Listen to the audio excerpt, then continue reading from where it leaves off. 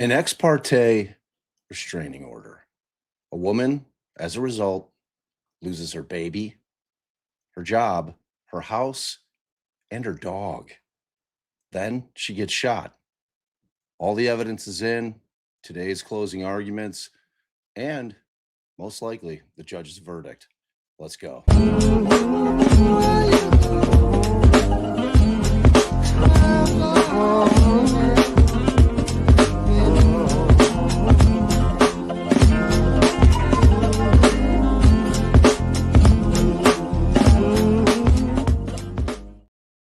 Good morning, beautiful humans. Today is Thursday, I think the 25th. Let me double check that. 26th. Look at that. I got the date wrong. It's all a blur. I am Bob Motta. This is Defense Diaries. I will be joined by my beautiful and brilliant co-host imminently. We're here, closing arguments. All the evidence is in. Kind of a crazy day in court yesterday with the testimony of Kelsey Fitzsimmons, who was absolutely fantastic on the stand. She was composed at all times, confident in her answers. I just felt like it was a death knell to the Commonwealth's case. So, but I'm not deciding things, am I? That's all up to the judge. But I feel very strongly that what transpired yesterday, or what didn't for the Commonwealth in terms of attacking her story, does not bode well for them, because to me, that essentially is reasonable doubt, because it's plausible. And if they're not going to even attack the plausibility, and that's all it takes. If two stories are plausible, it's reasonable doubt. It's that simple. This is not rocket science. So we'll see. We'll see. I think the way that the judge laid it out yesterday, we'll have closings in the morning, and then there'll be a break. And I think that he had said that he's going to go deliberate, and that potentially, if he can, he'll come out and give his verdict at 2 p.m. Eastern. So we'll just have to play it out. We'll have to see what's what. We'll have to see how this thing shakes out.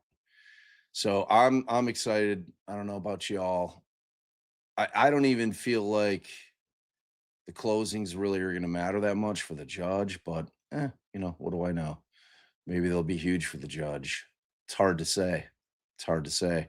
But I'm interested to hear what you guys think. Where are you guys at? I'll obviously throw up a poll today. I'm going to wait until closings, see if that changes anybody's mind. We had a very definitive poll yesterday with respect to what you guys think out there. So we'll just have to see if the closings sway anybody. I doubt it, but you never know. You never know. I think so here's the deal. I think Allie did a grift on Monday, which was for the winner to come on with us. And I hope, and I can't remember who it is. I think she sent me, when she gets back on, I'll have her dig up the screen grab, and we'd love for that person to come on. I'm going to do a grift today for the same thing. I thought it would be a fun way to kill some time, to get another one of you guys on with us today, just to hang. Come on, shoot the shit. Super low key. We'll have a blast. So hopefully you guys will be intrigued enough. Hopefully you won't be shy. I love the concept of the camera being on. But if that's not your thing, if you're like, oh, I didn't shower, I don't want the camera on, but I do want to come on and talk, that's perfectly fine. That's perfectly fine. So let me pull up the trial here. So we are ready to go when this thing hits, because we have a little movement. Oh, we got some horrible, weird buzzing too. Me no likey. Me no likey. What is that noise? No, sir. No, sir. Wow.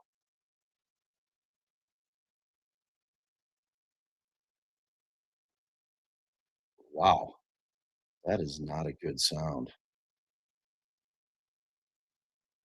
All right, hold on. Boston 10's got something weird going on. Something that we would all hate. I don't know if you can hear it.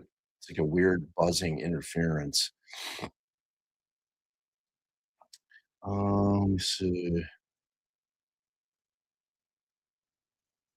Yeah, weird. Real weird.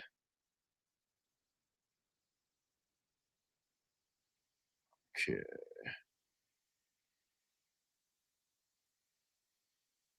Oh, it popped over here. You little sneaky devil. Okay. Well, I'll keep it on here. I'll mute it until to get things started, and we'll throw it up on the screen. So I know you guys get nervous. I know you get nervous, get anxious. You feel like, where's the stream? Why can't I see it? I really need to see it right now because I don't want to miss anything. So there you go. So if you get this thing, oh, well, hello. There she is. There's my beautiful and brilliant co-host. Hey, babe. Hey, babe. Hey, y'all. So you ready for closings? I mean, yeah, they're gonna be short. They're gonna be quick. Yeah. I was thinking of pulling up another jury instruction to discuss. And speaking of discussing jury instructions, I was like rewatching back to one of our lives, looking for something that the judge had said, and I had to correct something I said. I was like, I said that I do more legal analysis, like as part of like the show, which is absolutely not what I meant. I mean, I do more legal research just because I'm more actually was trying to say I'm just kind of obsessive about it, not like, you know, I mean, I don't know why I'm explaining. Everyone who watches the channel knows you do the legal analysis. That's what you do. Who, me? Yeah, you. Oh, yeah. I mean, obviously. But it was making me think of it because I was starting to look for the Massachusetts another jury instruction. And I don't know what I did. I don't think my shit is right, like my What do you audio. mean? I don't know. I don't hear you in my ears. Something sounds off. Oh yeah, it's off. You don't have I think you're going through your Yeah, Mac. let me be right back. See ya. Yeah. Yeah. Bye. Take care now. Take care now. All right. Let me get to this grift here. I'm gonna put the grift up. So again, if you're late to the party, what we're gonna do, we're gonna have a wheel spin. Okay. And a wheel spin is where I put this beautiful wheel up, kind of like a Wheel of Fortune wheel. Everybody who donos $5 and above gets put on the wheel, and then I spin it, and it goes round and round and round and round. And it when it stops, which is nobody knows where that's going to happen. Oh wait, oh hold Oh, on. let me tell you, speaking of wheels, last time we've got yellow Do you hear that buzzing? No. What? And what happened was I wasn't plugged in. Yeah. Oh. My Oh. my shit just wasn't plugged in. But we've got Yellow Jackets, DB, and let me see. I took a photograph. It's like Lacey or You can't hear that buzzing. Kelsey Rankin. All Oh, can come on. Kelsey Rankin. Okay. Can all come on for verdict watch. We can discuss Well, after closings. we're doing another one today. So, because I think we're gonna have some time to kill. So I Yeah, think well, definitely. So I guess post closings before we end this Yes. stream. Yes. Yes, yes, yes. So if you guys know Kelsey and she's not in here, Not Fitzsimmons. Not Fitzsimmons. The other um, the other Kelsey. The Damn other it. Kelsey. I like part of the reason I was late is I went up and I got myself some water, which I then left there. I mean, That's I'm not perimenopause gonna brain. lie. Well, is that what your excuse was for not picking us up coffee? No, that was Perimenopause brain? Is that where we're at? I was hoping to get in the shower. You Yeah. saw me come back, turn on the shower, and think that I could still make it here. Yeah, I saw you come back, empty-handed. That's what I saw, and it really broke my heart. Because I made a terrible, terrible oh, there we go. There we go. I had to Blunder, and he yeah. forgot to buy his cold brew, which is a backup for when he doesn't make his cold brew, but we've been so busy and he was traveling, you haven't made your cold brew. I'm out of coffee. I Oh, don't we're out of coffee to make the cold brew, and I'm out yes, of coffee to drink, yes. even No hot. coffee. You There's should that have picked pumpkin up ice stuff. yeah, you don't like it, though. No, I don't, but you don't let me drink the cold brew. Let me. You heard it here. Right here. I mean, the way that I look at it, you're a bit of a Johnny come lately with the cold brew. It's like, that's my shit, and But then you keep forgetting I drink cold espresso anyway. It's dude, same, same. that is a recent phenomenon as well. It is once they started offering it at Starbucks. What's up, Will? Good to see you, homie.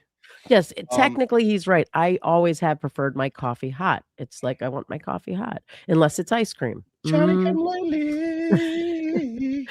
So Bob gets this magical, cold brew maker for Christmas, and I'm like, "Oh, that readily available stuff looks quite delicious." It's like, "Wait a minute. Wait, Wait, hold yeah." on, Cindy Boxer. No. How about them? You like them apples? Yeah. Uh, I No, think but, it even when we were home, like, Bob would make iced coffee, like, through the the single maker coffees. That's why we have this weird pumpkin iced stuff because that's what Bob did, and I'd take mine hot, always hot. so here's the real reason. So our kids got me the cold brew maker, and it was a very, very small receptacle. So I would literally get and I have to cold brew it for 12 hours. Right. And so I would get like maybe 2.5 of my big Yeti coffee cup or tumbler, and I just don't wanna share, I mean, it's it's that simple. It's, It's a 12 12-hour hours. wait. Yeah, I get it. I do 12 but I got the new one because somebody lost one of the pieces to my old one, so I ordered a bigger one, and I think there's more in there, so I'd actually be willing to share with you now. Aw, So, you're so sweet. Hey, look at this. I wish I could get I don't like know how a to say this name. What is that? Told um for this? Oh, too old for this. I love it. Starbucks DoorDash, thank you. oh, we got movement. We have sound. See, so all that talk and I didn't even pull up the damn, mass, jury instruction that I wanted to. Let's see. Let me figure out which jury instruction is. Okay, hold on, I'm typing up the grift. Alright, now I'm looking for a jury instruction, so And I wanna be clear, if you win the wheel spin, you can talk about whatever you want. If you wanna critique me, you can do that. If you wanna talk about Kelsey's case, we could do that. If you wanna talk about another case, you can do that. If you wanna promote your new book, you can do that. You can do whatever you want. uh, That's the beauty. And you'll be here live on the stream. It'll be great.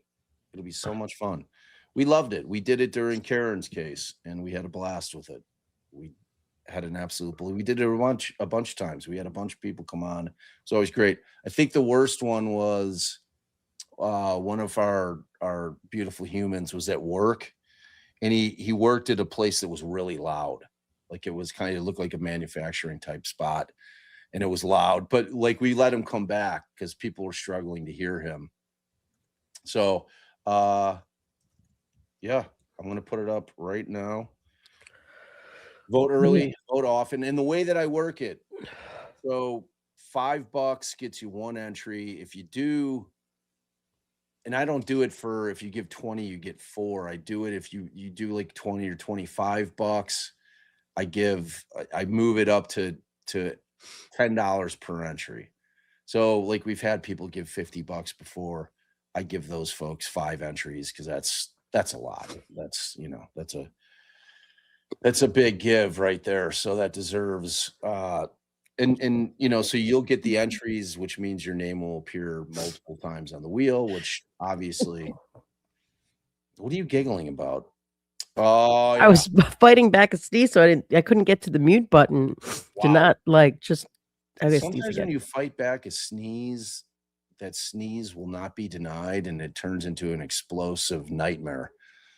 Just a little thing to keep in mind. All right. There's our dog anyway. I'll be right back. Okay. All right. All right, and just so you guys know, if you donoed prior to the goal popping up, you're obviously on the wheel. So don't worry about that. And everybody who donos via Venmo, which we frankly prefer because they don't take any of our money, and Cash App, PayPal, all those things, you're on the wheel as well. And you get the shout outs on there too. As a matter of fact, speaking of which, I have to shout out a couple from yesterday. Oh no, hold on. I almost up and done it. I gotta send the judge a link. She's like, hello. Where's my link? It's coming, Judge. If you're out there, it's coming right now. Sending it. All right.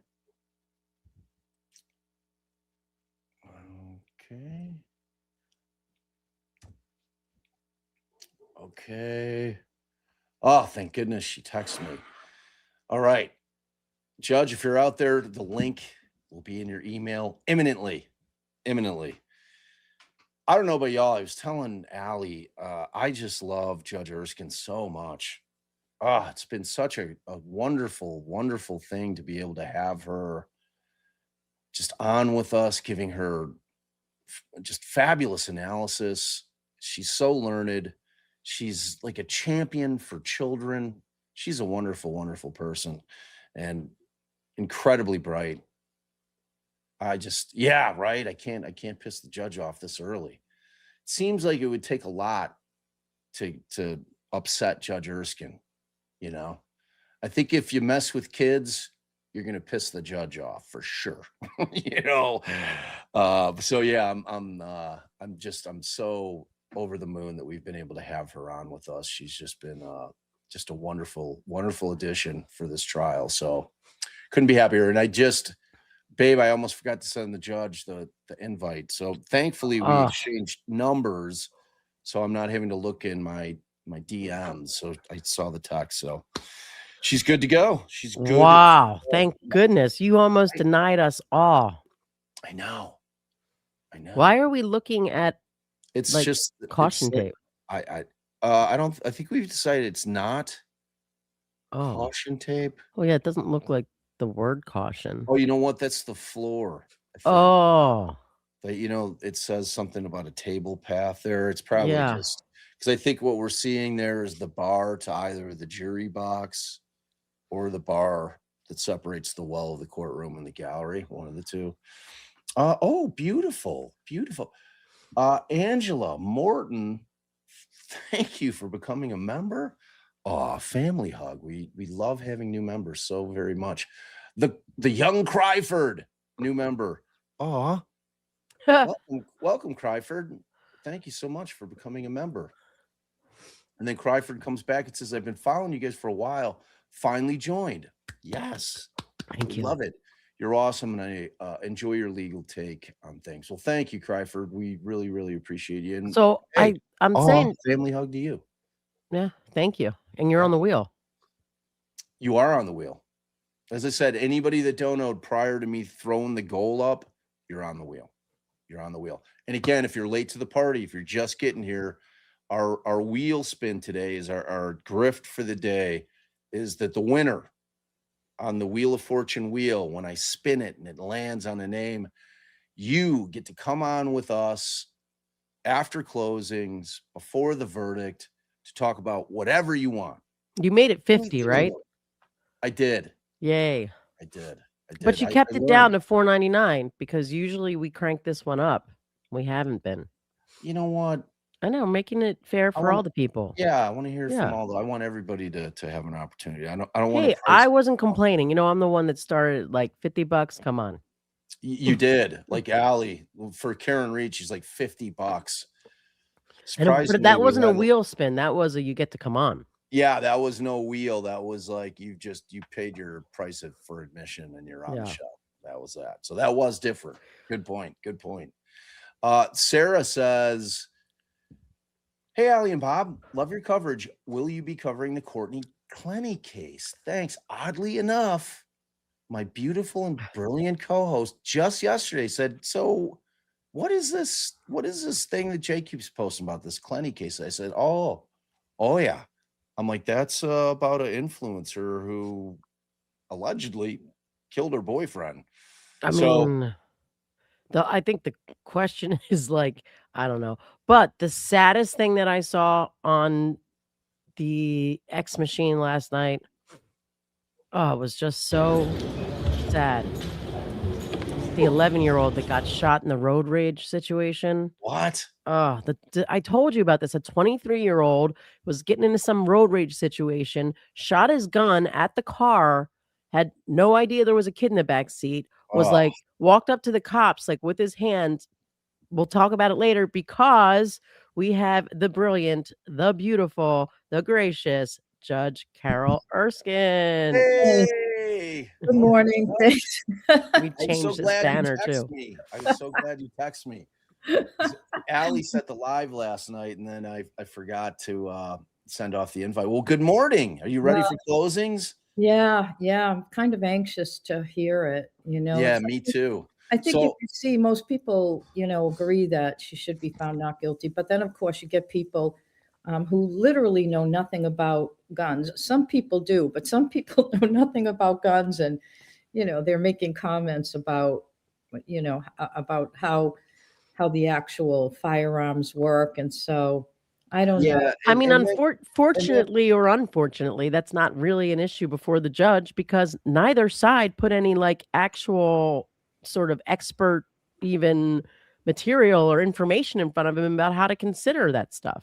Yeah, I don't think they used the state trooper, who talked about guns. I don't think they used him as an expert. I also thought, I mean, I'm glad that it's really not as relevant because I found it confusing, and I've heard testimony about firearms before, having known nothing when I started. It was, when you know nothing about firearms and you're listening to these folks talk, it really is a whole specialty area for sure. Yeah, definitely. And Judge, so to your point about like over on X, you have those folks where we were in the Karen Reed war with, the two warring sides, and you've got the people that, to me, it's completely disingenuous because one case has absolutely nothing to do with the other. Yeah. And, you have people that are just dug in that are saying that they think, she's guilty because a lot of the same people that felt that Karen Reed was factually innocent also believe that Kelsey's factually innocent. So they're lumping the two together, which is ridiculous. Is it? I know. Talk about relevance or irrelevance, right? I mean, the whole thing is absurd. I don't follow any of that. I mean, to me, the Karen Reed case is over. There are civil things. I sort of spoke about what I wanted to say on that. At the time, I didn't really. I wasn't following all the chat, and as people know, when I appeared, I think it was definitely on Lawyer, afterwards. It was really just to talk about how I viewed Judge Cannoni's rulings on expert witnesses. Otherwise, I didn't really have any involvement. And plus, I didn't know. Oh, here we go. And we're off. Superior Court. Now sitting in Lawrence, but then for the County of Essex, draw near, give your attendance, and you shall be heard. God save the Commonwealth of Massachusetts, and this is an honorable court. Court is now open. Please be seated. Good morning, Your Honor. Good morning. March 26, 2026, Court in 2, Lawrence Superior Court. Calling the criminal Ms. matter of Noonan, Cromwell front and versus center. Kelsey Fitzsimmons, 2025, 77 CR 311. Scheduled today for continued jury waive trial. Could counsel will please identify themselves? Good morning, Your Honor. James Gubitose. Good morning. Good morning. Good morning. Good morning, Your Honor. Martha Cooley for the defendant, Kelsey Fitzsimmons. Good morning. Good morning, Ms. Fitzsimmons. Good morning, Your Honor. Good morning, Your Honor. Timothy Bradl. With me is Ms. Healy. Ms. Hess, Mr. Leonard. Good morning, everyone. Thanks. You can have a seat. All right, so you folks ready to proceed? Yes. All right. I don't say this for the attorneys who know this, but because the government, the prosecution has the burden, they go last. The defense goes first in their closing. And Mr. Bradl, you may proceed. Thank you very much. Boom. Off and running.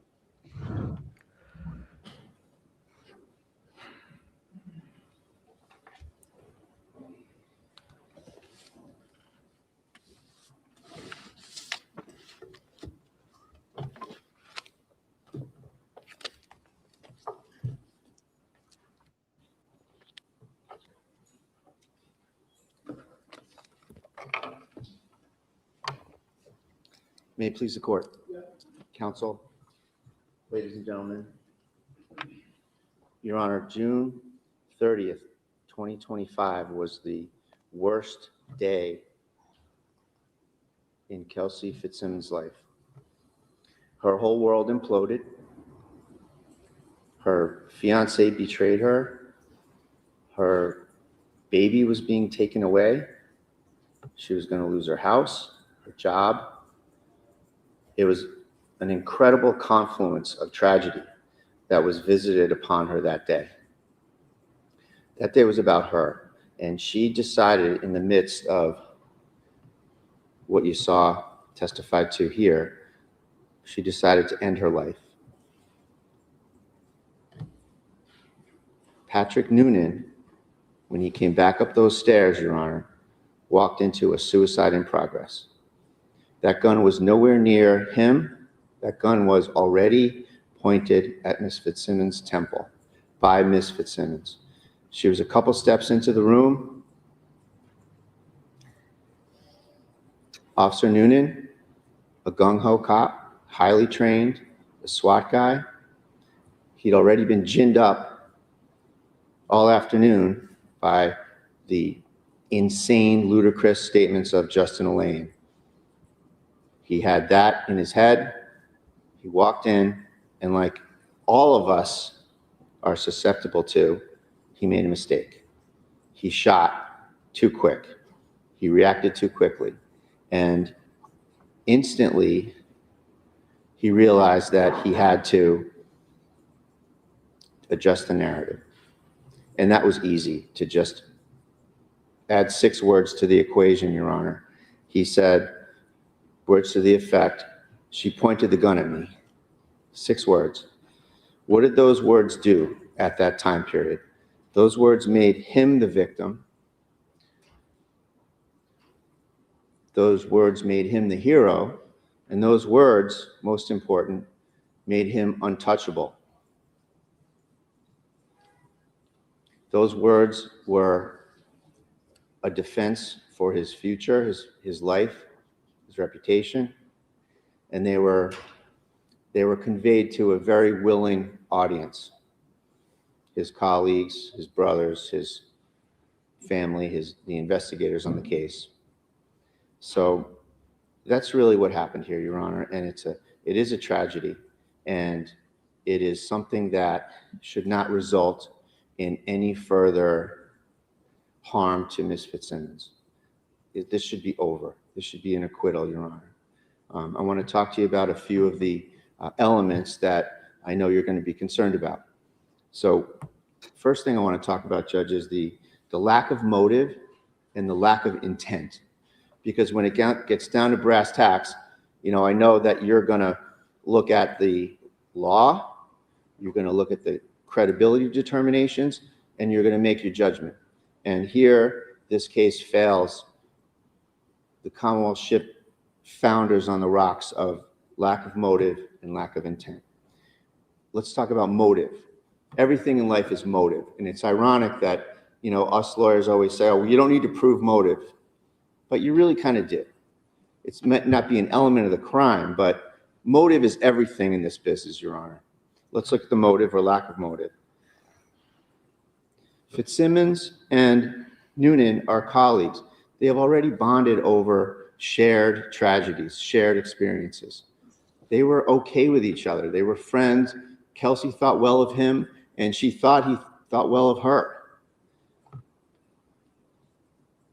She knows he has a family. She knows who his family is. She's not going to harm this guy. She knows, Your Honor, that he didn't do this to her. She knows that Justin Elaine did this to her. And she's probably most important, she's been in those shoes before, serving restraining orders. She knows she's just a messenger. She knows he's just a messenger. This was the worst moment of her life, and she wanted to end her life. And how did she want to do it? She wanted to do it alone. She didn't want to involve these officers because she knew this was a selfish act. She came in here, and ironically, the most credible evidence that came into this case, Your Honor, was from the one person that didn't have to testify. And she came in here and she chose to testify. And she waived her rights and she testified. And she showed, Your Honor, that she's a moral person. She's a caring person. You will sit down and you'll deliberate, and you'll be drawing the inevitable conclusion that Kelsey Fitzsimmons is a moral person. You have to contrast that with the callous treatment of this case from the other side. Hey, we're going to go serve an order on Kelsey Fitzsimmons. Her ex-fiance got an order on her, on Kelsey. Let's go serve an order.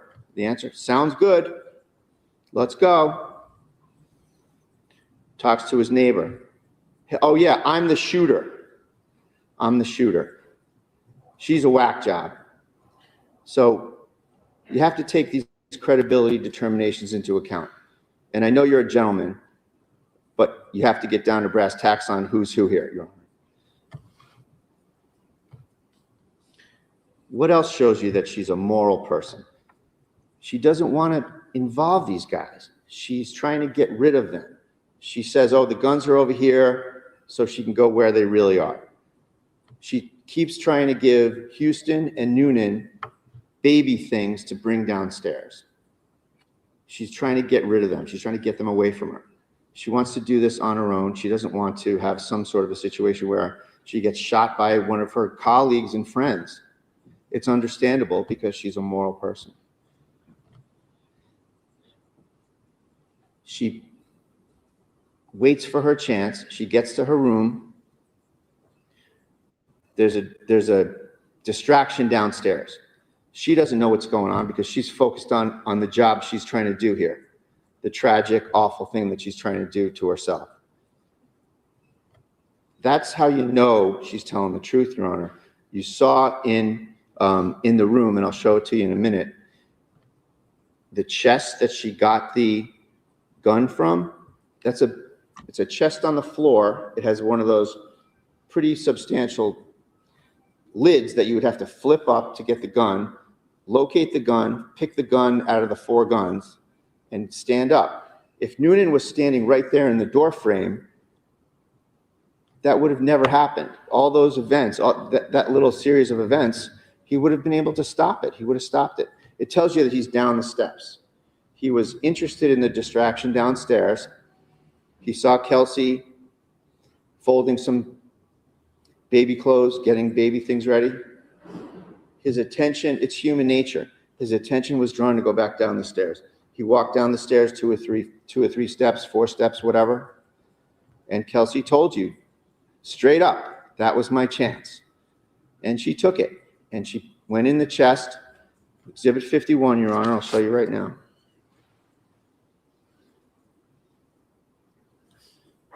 She went in that chest, flipped up that lid, got the gun, stood up, She told you, again, she's a moral person. She tried to keep the gun concealed. She made the motion like this, Your Honor, where she put the gun like this, and she kind of walked over here because she didn't want the police to see her with a gun.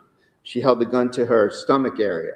She walked to a clear area, and she put the gun to her head. And that's what I mean when I say Officer Noonan came back up the stairs, and what did he walk into? He didn't walk into some Rambo woman trying to shoot him in the face. He walked into Kelsey, who you now know a little bit from her testimony. He walked into Kelsey's room, and Kelsey had a gun to her head, and he walked into a suicide in progress, Your Honor.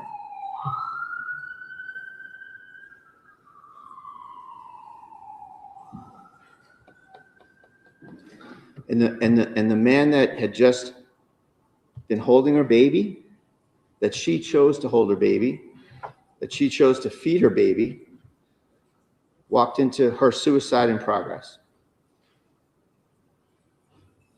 The gun was nowhere near Noonan. There was no threat to Noonan. And the law says that an officer may not use deadly force on someone who is exhibiting a danger only to themselves. And that's offered to Your Honor twofold, in the sense that it shows that this was not a reasonable use of force, and it shows you that his knowledge of that statute, as he said on the stand, gives him a motive to lie. He knows that this is not a good shooting. He knows this is not a clean shooting. And that gives him a motive here, Your Honor. And like all of us, we all make mistakes. He overreacted and he shot. He had the look on his face, panic, flustered, he shot. He had made a mistake by leaving her there, walked down the steps, a few steps, and that gave her the chance. And when he did this, he knew immediately, Your Honor, that he had to adjust the narrative.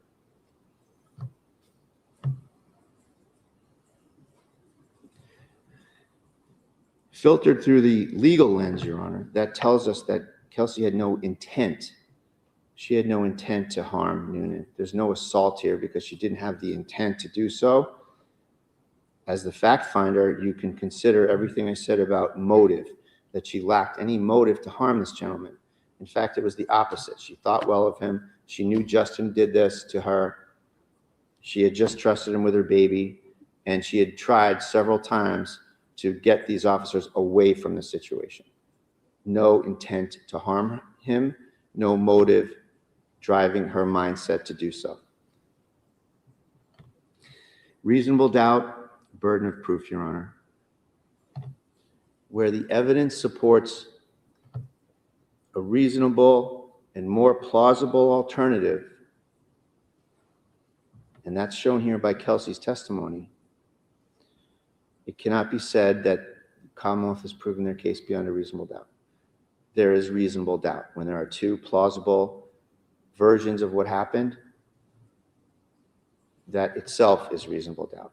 The versions themselves, Your Honor, show reasonable doubt. Kelsey's version rings true. Noonan's version is all over the place.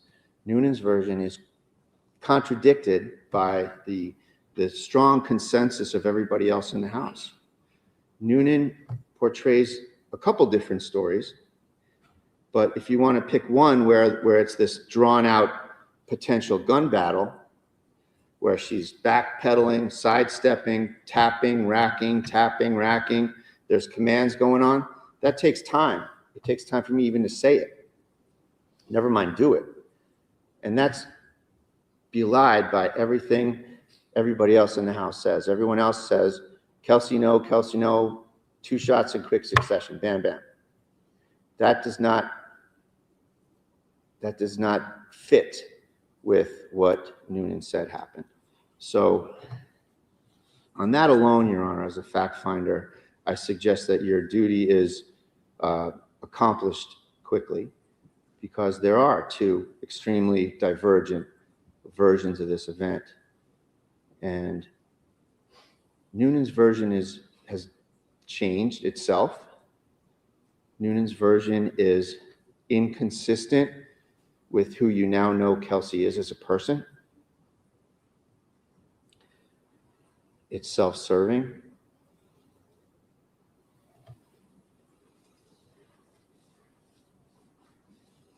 And like I said, it makes him untouchable.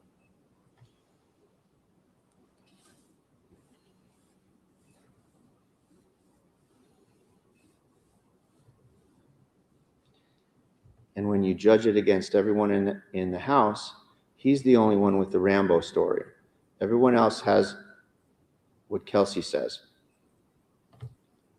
He walks into a suicide in progress. He sees it. He reacts. Kelsey, no. Kelsey, no. Bam, bam. Brain freeze. Mistake. Has to cover it up immediately. What else do we have? You know, when you're a fact finder, Your Honor, you know, you want to look for corroboration.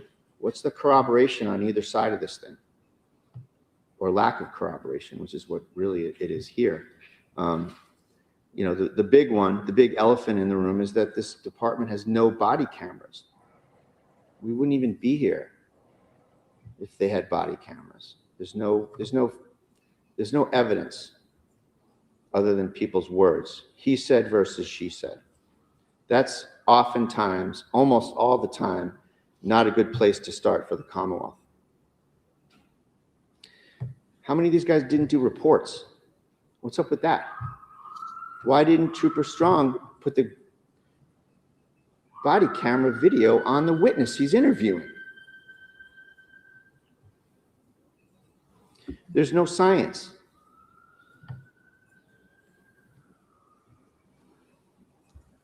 The testimony of everyone else in the house shatters his narrative.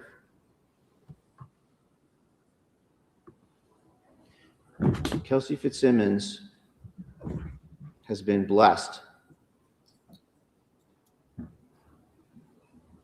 She should be dead 2 times over by her own hand and by the hand of Officer Noonan,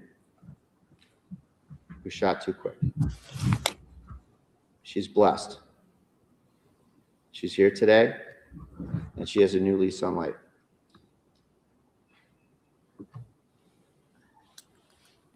And maybe that's why the investigation is what it is. And maybe that's why Noonan's story is so sloppy, because nobody expected her to be here today to tell her truth. But she is, Your Honor. And as the fact finder, I want to respectfully ask you to consider the evidence, consider the lack of motive, the lack of intent, the inconsistencies. The credibility contest is firmly in her camp. She came in here and she told you what happened. Unvarnished truth. And I ask you to find her not guilty. Thank you, Your Honor. Thank you. Yes.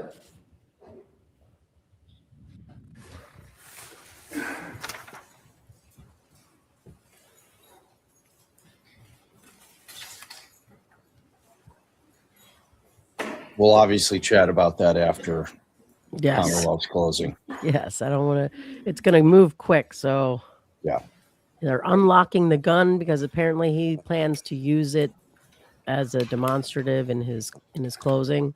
So they're taking the the lock off of the gun in evidence. Not sure how beneficial that's going to be. I was thinking the same thing.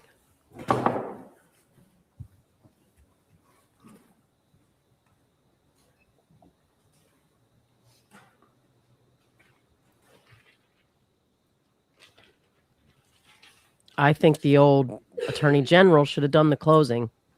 The first thing I wrote here is I'm shocked. What a narcissist that he didn't have her at least do the opening. Like he had to do it both. Yeah. Interesting. Every piece of credible evidence in this case proves one thing, that she's guilty. All the testimony, the scientific evidence, the physical evidence, the demonstrative evidence, everything points to one conclusion: she is guilty. Even her own testimony proves she's guilty. Because it's impossible to have happened the way she said. It is scientifically, mechanically impossible for it to happen the way she said it. Her story is that she grabbed a gun, put it to her head, pulled the trigger, and it clicked. The chamber was empty. That's what her story is. And that's what Officer Noonan's story is, too. She pulled the trigger, click, nothing came out. It wasn't around in the chamber. She even said, she told everybody how stupid I am. I tried to kill myself with an empty gun. That's not. What do we know about the gun? What do we know about her gun? Because after she went to the floor, Lieutenant David picked it up, put it on the bed. Officer Noonan picked it up and put it on the table. And then Officer Karp came in the room. And what happened then? Officer Noonan said, secure that gun, make it safe. And there was So one what in did the he chamber? do? He took the gun. He found that black box, the safe. He made sure that was empty. He turned it over. He pulled out the magazine that you can see right here. He opened the chamber, and there was a round in the chamber. He dumped it out into this safe and put the firearm in there. And then they stood watch on that until State Trooper Bonasara took it back in the lab. That magazine that you have in evidence contains 16 rounds. It was a 17-round capacity gun. It contains 16 rounds, plus the one that was in the chamber. 17 rounds. As we know, there are only two ways to get a bullet into the chamber. One is if there's already a bullet in the chamber, someone pulls the trigger, a bullet comes out, the casing comes out, the chamber's open, the spring allows another bullet to come up. That's one way, and we know that didn't happen here. The gun didn't fire because the chamber was empty. The only way a bullet gets in this chamber, other than that way, is if someone racks the gun. Someone. She said she didn't rack the gun, but there was a bullet in the chamber. She did rack the gun. What did Officer Noonan say? She pulled the trigger. Nothing happened. She stepped back, tap racked, tried again, didn't do it. Tap racked again, pulled it, and that's when he fired. She put a round in that chamber. That's the only way it got there. Her story can't be true. She got up on that stand and she lied to you. It's scientifically and physically impossible for her story to have happened the way she said. That's what the evidence shows. But she didn't just lie to you then. She lied again. She lied at the scene about where the guns were. And she admitted that, and I understand that, right? And she said she lied to the police because she decided to kill herself. But when did she say she said that? They had been to the house. They had talked to her, according to her. She now started contemplating all of the ramifications of what's going to happen to her. Because she's losing her life, her job, her son is being taken away, all of these things. And so she's going that over her head. And then minutes later, as she's walking through the house, she says, my gun's in the basement. Because that's the time she made the decision to kill herself. Later on. And we know that's a lie. We know that's a lie because what was one of the first things they asked her when they went to that house? They asked her to put the baby down because they were concerned for the baby, told her the restraining order, what the parameters were, and asked her where your guns are, when she was still sitting on the sofa. They weren't waiting to ask that question so she was already walking around the house. No way. And what did she say there? They're in the basement. And we know she said it there before she moved around the house, which is untrue, because her friend, Officer Houston, who was invited to her wedding, says it also. He says, Sergeant Daly asked. And then remember what he said? He said, I was in the living room, she was sitting down, and then I saw a gun case on the other sofa. And so I opened it up to see. And she said again, I already told you the guns are in the basement. Now, why at that point did she say that? We don't know. She didn't tell us, because she lied to us about why she said it later, because we know she didn't say it later. So she lied again. You can't trust her. She also lied about knowing that her mom was in the house. She was upstairs. The officer, Noonan, I think it was, Noonan heard an older woman's voice down there and said, who is that? She says, I have no idea. She doesn't know her own mother's voice, her best friend that she just talked to come to the house. And she said she didn't know whose voice it was. Another lie. She said on the stand yesterday that she didn't know Justin was in the house. And we know that's a lie too, because what happened when the three of them were upstairs? It's Noonan, it's Houston, and it's the defendant. She hears him downstairs. Houston hears him downstairs, and she says, keep him away from me. I don't want him in my house, or something to that effect. And that's when Houston went down to make sure he wasn't coming up and went to the basement. She knew he was in the house. She absolutely did, and she lied to you when she said she didn't yesterday. And you know what else she lied about? Something so simple, but it shows who she is. The restraining order. She said, the restraining order was taking my dog away. It says it. It doesn't say that. Nothing about the dog in there.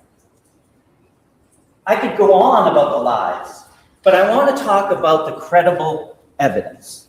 The credible evidence in this case. When Lieutenant Daly got a call, I actually got a visit from Justin Elaine when he was in the lobby of the PD. And Justin told him he got a 209A against Kelsey Fitzsimmons. And Detective Daly knew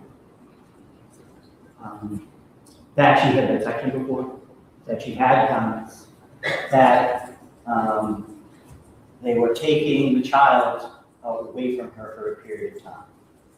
And so what did he do? He called Officer Houston. He asked Houston to call Daly to meet up. And why did he say he did that? He said because those two are cool, calm, and collected. They don't panic. They keep things calm. That's what he said. And that's why when he called Houston, he said, can you call Daly? We got to do this. And so he wants you to believe, defense counsel, that Pat Noonan was cavalier about, oh, okay, sounds good, we have to serve a restraining order. But that's not what happened. He was mischaracterizing it, and I hope you remember, in the grand jury minutes, because Houston had called Pat and said, hey, we got to serve an order, can you meet me by the school? Pat said, sounds good. It wasn't until he got over there, it wasn't until Lieutenant Daly was there that they learned really what they were going to do. And they went over there. And defense counsel asked Daly, you guys were cavalier about it, you knew her, weren't worried about the guns, all this stuff. And Lieutenant Daly said, no. No. His quote was, we had an increased level of vigilance. Everyone was more on point because they did know what they were walking into. They did know. They did know that she had been sectioned before. They did know there was going to be a baby in the house. They did know that she had guns. They did know at that point that she had parked her car far away. This is all going to what they were thinking at that point. They did know all those things. And they did know Justin's concerns. He said, according to Lieutenant Daly, I'm worried she's going to kill the baby, kill herself, and kill someone else.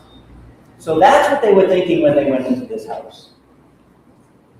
That's the credible evidence when they went in there.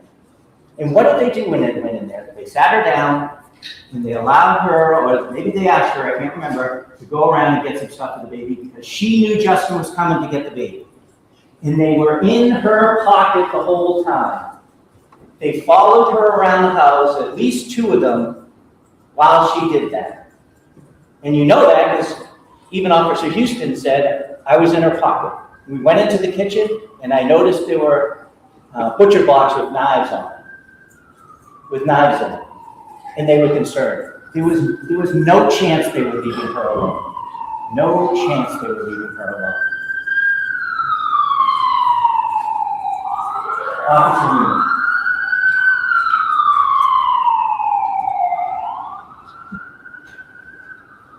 Officer Noonan.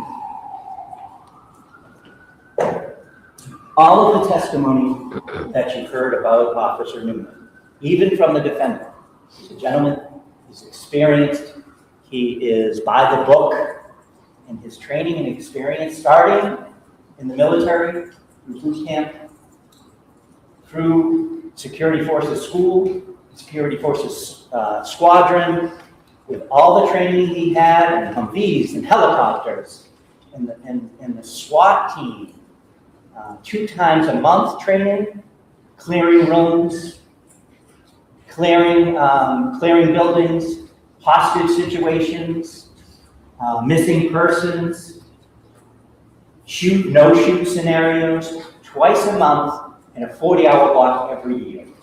For over a decade, he did that. And he moved to Lawrence, as far as the department goes, because it was busier, and he had more experience. He was cool, calm, and collected. There's no doubt about that. And to say when they're upstairs and he walks away and leaves her alone because he heard a commotion that Officer Houston was going to attend to is a joke. It really is. Now, how do you know they were going by the book at that point? And how do you know they were vigilant? Because they followed around everywhere. Because both Houston and Officer Noonan said she kept handing us things, and we kept putting them down. We wanted our hands free. Because they were ready for whatever happened. Hoping nothing did, but ready for whatever happened. So at some point, Houston and Noonan are upstairs, and the defendant goes into her room. And she hears Justin. And Houston goes down to keep the peace to make sure he's there. And Officer Noonan is watching her. He's watching her. And she's on one knee. And she lunges, and she disappears. And she emerges with this, pointing at him like she is trained to do. Click at his face. And what does he see next? He draws his weapon, and he says, his testimony, it kind of slowed down. The whole thing took maybe 4 seconds, maybe even 3.5 seconds. His training has kicked in. His experience has kicked in. It was a surprise to him, certainly, because she got the drop on him. And why did she do this? Who knows? Maybe he's right. Maybe she was going through him to get to Justin. Maybe she was just so upset she was going to shoot anybody in front of her. Maybe she wanted him to shoot her. We don't know because she lied about it. We don't know. But the fact is, she started to shake, she started to tremble, and she lunged for the gun that he couldn't see. And what happened after she clicked? She stepped back, and now he knows, based on his training experience and the click, there is not a round in the chamber. He knows that, and so he doesn't shoot. According to the defendant's testimony, he had every right to shoot at that point. And you know what? He actually did. He had a right to shoot her at that point. If you point a gun at a cop and pull the trigger, they get to shoot. But he didn't, because he was controlled and disciplined. That's the way his career went. And so she steps back, tap, back, and tries to do it. He doesn't shoot her then. And what's he doing at this point? Kelsey, no. Kelsey, no. Because he knows the threat isn't there, really, because there still wasn't one in the chamber. Kelsey, no. Kelsey, no. He is being disciplined like we wish every police officer, every law enforcement agent in this country was. He should be applauded for his actions on that day. Tap rack again. Now he knows one's in the chamber. Threat's on. She starts to raise it and he shoots. He shoots twice to stop the threat. He stopped shooting when the threat was neutralized. Defense counsel, during his cross-examination, well, you would have unloaded her gun. He goes, no, that's not what you do. You shoot until the threat is neutralized. She was now down on the ground. But his training and experience are still taking over at this point, because what does he do? He still has his gun on her, because the gun's still there. You can't see it. Lieutenant Daly comes in, Lieutenant Houston comes up, and what does Officer Houston say that he sees when he comes upstairs? That Officer Noonan is standing there with the gun low and ready. His training is still taking place. He's still doing what he was trained to do. The gun is put on the bed. He's calm and collected. He takes the gun and moves it away so people are safe. He's deliberate in those actions. When it's away from her, he starts to tend to her. Officer Core comes in and he he asks Officer Core to make the gun safe. He's cool, calm, and collected. That's what Lieutenant Daly expected, and that's what he was. He didn't make a mistake. That's what the credible evidence shows.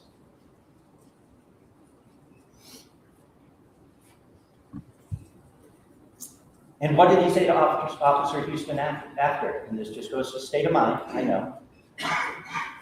That she pointed the gun at me,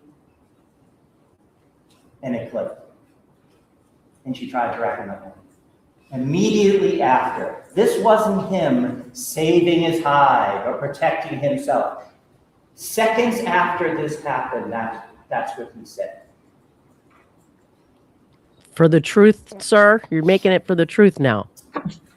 Every piece of credible evidence points to the unmistakable fact that she is guilty. Every piece of physical evidence, scientific evidence, mechanical evidence, every piece of testimony from Daly to Houston to Core, even Lauren Page, the mother, even the defendant corroborates what Officer Noonan says. Every piece. Your Honor, I would suggest to you there is only one fair and just verdict in this case, and that is guilty. Thank you. Moving for a sidebar. Wow. I'd like to speak to counsel anyway at Sidebar for scheduling purposes. That I forgot about that chamber, that bullet in the chamber. And yes, obviously Noonan could do it, but that's a whole other level of corruption and deceit than just switching the story. And the defense didn't argue it as a possibility. I don't know, Judge. What do you think? Yeah, I mean, I think that, they were sort of blindsided, by that, because when the evidence came in through the trooper, and through Noonan about how, how things happen, the tap rack and the bullet in the chamber, it's really hard to piece that all together. So I think the prosecutor did a really good job of saying this is why the story doesn't add up. Even if that's true, though, what does it say about intent? Like, even if they're not, even if everything he said was true about the gun and how there was, no bullet in the chamber, and he equated it very well. There were supposed to be 17 rounds. There were 16 left. I mean, I think he did, made a very, very strong argument, but that's different than connecting it to what her intent was. So, even if there's a disagreement, and even if he's right about, look, this is what was in the chamber and all of that, even if that's the case, But how could all those lawyers? I gave you the finger because it's Oh, my I didn't see it. now. I didn't see it. Okay, so respectfully, I'm going to disagree, Judge. I think that the argument was there. I immediately thought, and I'm so happy that this went bench, because the first thing that popped in my mind, because part of his story was that only Kelsey could have racked that gun. No, I agree. That absolutely. Right. Well, so because we've got a situation, and it's interesting because we had that whole argument regarding the excited utterance, okay, and about the temporal aspect of this, and the judge found that there was enough reflective time for Noonan to have come up with the story, which to me is indicative of a cop who knew by his own testimony that she had fired a weapon that didn't have a round in the chamber. Yeah, it's a great point. And then he puts her down, and by the state's own admission, not one, but two cops move that gun. Daly finds it, and then for some inexplicable reason, Noonan picks up the gun, and he moves it. Boom, one rack, chamber, the rounds chambered, and his story now can hold water, because if he shot a cop without a round in the chamber, which he knew because he heard it go click, he's got big problems. So that's where I'm at. I wish very much that Bradl would have gotten ahead of that. Right. That's the problem, Bob. I understand, but I think it's a bigger problem if we had a jury in the box as opposed to Karp on the bench. I might damn well disagree now. Because she was so likable, so believable. You only need one juror on there to say, these cops covered up his mess up. These cops could have covered up his mess up. With that bullet in the chamber in my mind going in, and you guys all know that have been with us from the beginning on this, I've been like this, like push and pull with the jury and with the bench, because I've said it's very hard to tell a judge to say, if he is put in a position to say the only way I can find her not guilty is if I say the whole damn police force is corrupt. He now has to say the whole damn police force is corrupt. That somebody not only made a bad call, might have been mistaken in their mind about what was happening at the time, but then somebody, maybe not Noonan, maybe now you've got three other, so I'm just calling it, I'm prone to exaggeration, the whole damn police force literally tampered with evidence and put one in the chamber. And I'll tell you why I don't think, for the judge's perspective, or maybe he doesn't know, but in the state could have argued it harder, that even Kelsey got up there and said he would have been in his rights had I been pointing, to shoot. That's no right. Matter what. Right. He didn't need to say, I was waiting until there was one in the chamber. It didn't need to be in the chamber for it to be a good shooting. And that's, to me, like what now scares the shit out of me. And I just don't think that closing, if he could have gotten ahead of it, at least, and said, Your Honor, we have seen police, trusted police, high-ranking police, I'm not saying this department, I'm not saying here, I'm saying in the world, we know, as a part of common knowledge, our basic knowledge as citizens of these here United States, that officers make mistakes and then go to extreme lengths to cover that up. And that there is no saying that didn't happen. But since it's not necessary for the cover up, it's, you know, and it requires. It's a one-man cover-up, period. It was new. And again, it doesn't have to have happened. It just has to be plausible. I know. Okay. And the fact of the matter is, highly trained guy on high alert. He knows what's going on coming into that house. He knows what Kelsey's mindset is. He knows they're coming to take a baby. He was impetuous. And Kelsey's own testimony again said, look, I'm a trained officer. I know as soon as a weapon is introduced to a situation. Counsel, returning to counsel table, I'm just going to,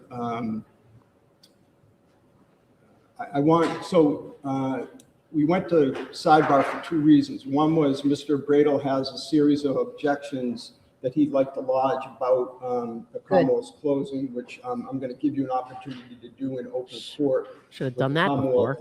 In open court responding. And also I went over the schedule. So as I told counsel, my intention is to take as long of a period of time as I need to reach a verdict, provide the court staff and counsel with 30 minutes notice, and come out and announce my verdict, some of my reasoning here in public, and whatever time that works. In other words, if it's during our traditional lunch break, so be it. You folks will have a half-hour notice, which means that you'll be able to go and have coffee or lunch or whatever, as long as you can get back here. All right, so that's how we've worked that out. We also discussed at sidebar the fact that in a jury trial, we never provide the jurors with ammunition and a firearm, even with the trigger lock. At the same time. So my intention is that Mr. Ruane, our assistant clerk, will keep possession of the ammunition, and the firearm will come back in chambers with me along with the other exhibits. When and if I need the ammunition, they'll be switched out. All right. Okay. Globally, have I said in open court what we discussed? Yes. Okay, all right. So Mr. Bradl, I'll hear you on the objections. Yeah, preserving the record. Good for Right. him. So Judge, traditionally we do this at sidebar, but as you mentioned, we don't have a fact finder here that we need to talk off to the side to. So in open court, I'm happy to do this. Sure. Yep, I'll go back over everything I said at sidebar, Your Honor. Judge, the first objections I have to counsel's closing argument center on ballistics issues. The first part is that counsel picked up the gun and used it 3 times. Prior to that, counsel provided what I would consider to be expert testimony on the operation of the gun. I think it exceeded the scope of what Detective Bonasaro talked about. He said that it had to be a scientific certainty that this gun was racked by Kelsey Fitzsimmons. Mischaracterizes the defense position that we're not saying necessarily that it did or didn't happen. We said that Kelsey Fitzsimmons didn't rack the firearm. And we have a completely different version of events. So no one's saying that it didn't happen. We're saying that Kelsey didn't do it. And to characterize it like, you know, that it had to be racked by Kelsey Fitzsimmons is not fair argument, and it mischaracterizes the state of the evidence. Use an objection to get in what he didn't get in. Right. That's right. Second objection relative to ballistics, Your Honor, is that counsel was acting out. I believe it was the second time he picked up the firearm. Counsel was acting out on Noonan's story that Ms. Fitzsimmons had accessed the firearm from the chest and picked it up to point it at Noonan's face. And on Noonan's testimony, she just pulled the trigger and it clicked. Counsel's acting it out. Prior to pulling the trigger, counsel wrapped the firearm and then pulled the trigger. And that's not what happened. on even Noonan's testimony. I'm happy to allow you to make a record, but. Right, but come on. The fact that there's two different versions of what folks testified about is fair game. What the issue right now is whether the Commonwealth Misstated the fact. argued items that were not in evidence or attempted to draw inferences from items that were not in evidence. That's what he's doing. So the disagreement about the racking is just not before me. Well, that's why I bring it up, though, Judge, because this racking issue has been brought up to the forefront, and he did something that is not part of the evidence. No one says that she racked the gun before the first shot, and that's what he did when he acted it out. So that's why it's a mischaracterization. I'll just rely on Your Honor's discretion. That's not what Mr. Gubitose did, though. I did see him rack the firearm before he fired the second shot. He did it the second time, Your Honor. Okay, I'm having trouble understanding. Again, it's just that when you act out the testimony, you have to do it accurately, and he did it. I'm going to say this in open court, and it won't be the last time I say it. Whether or not Officer Noonan exercised reasonable use of deadly force is not before me. That is not my decision. I agree with you, and I say it on credibility. Let the judge talk. Whether the North Andover Police Department followed procedure in executing, serving this restraining order is not before me. Child custody is not before me. All right. Read the Visitation room. is not before me. What's before me is, has the Commonwealth proved beyond a reasonable doubt that the defendant pointed that firearm for any perceptible amount of time at Officer Noonan? Okay, so all of this is just not helpful. And I offer it on credibility, though, Your Honor. Okay. But that's not what you're doing right now. You're objecting. Also, the Commonwealth said that on the scene, Ms. Fitzsimmons didn't say part of her story there, so therefore she's making it up. And whenever the Commonwealth tries to argue that somebody, a defendant, didn't say something, that's very dangerous ground for the Commonwealth, Your Honor. That She testified.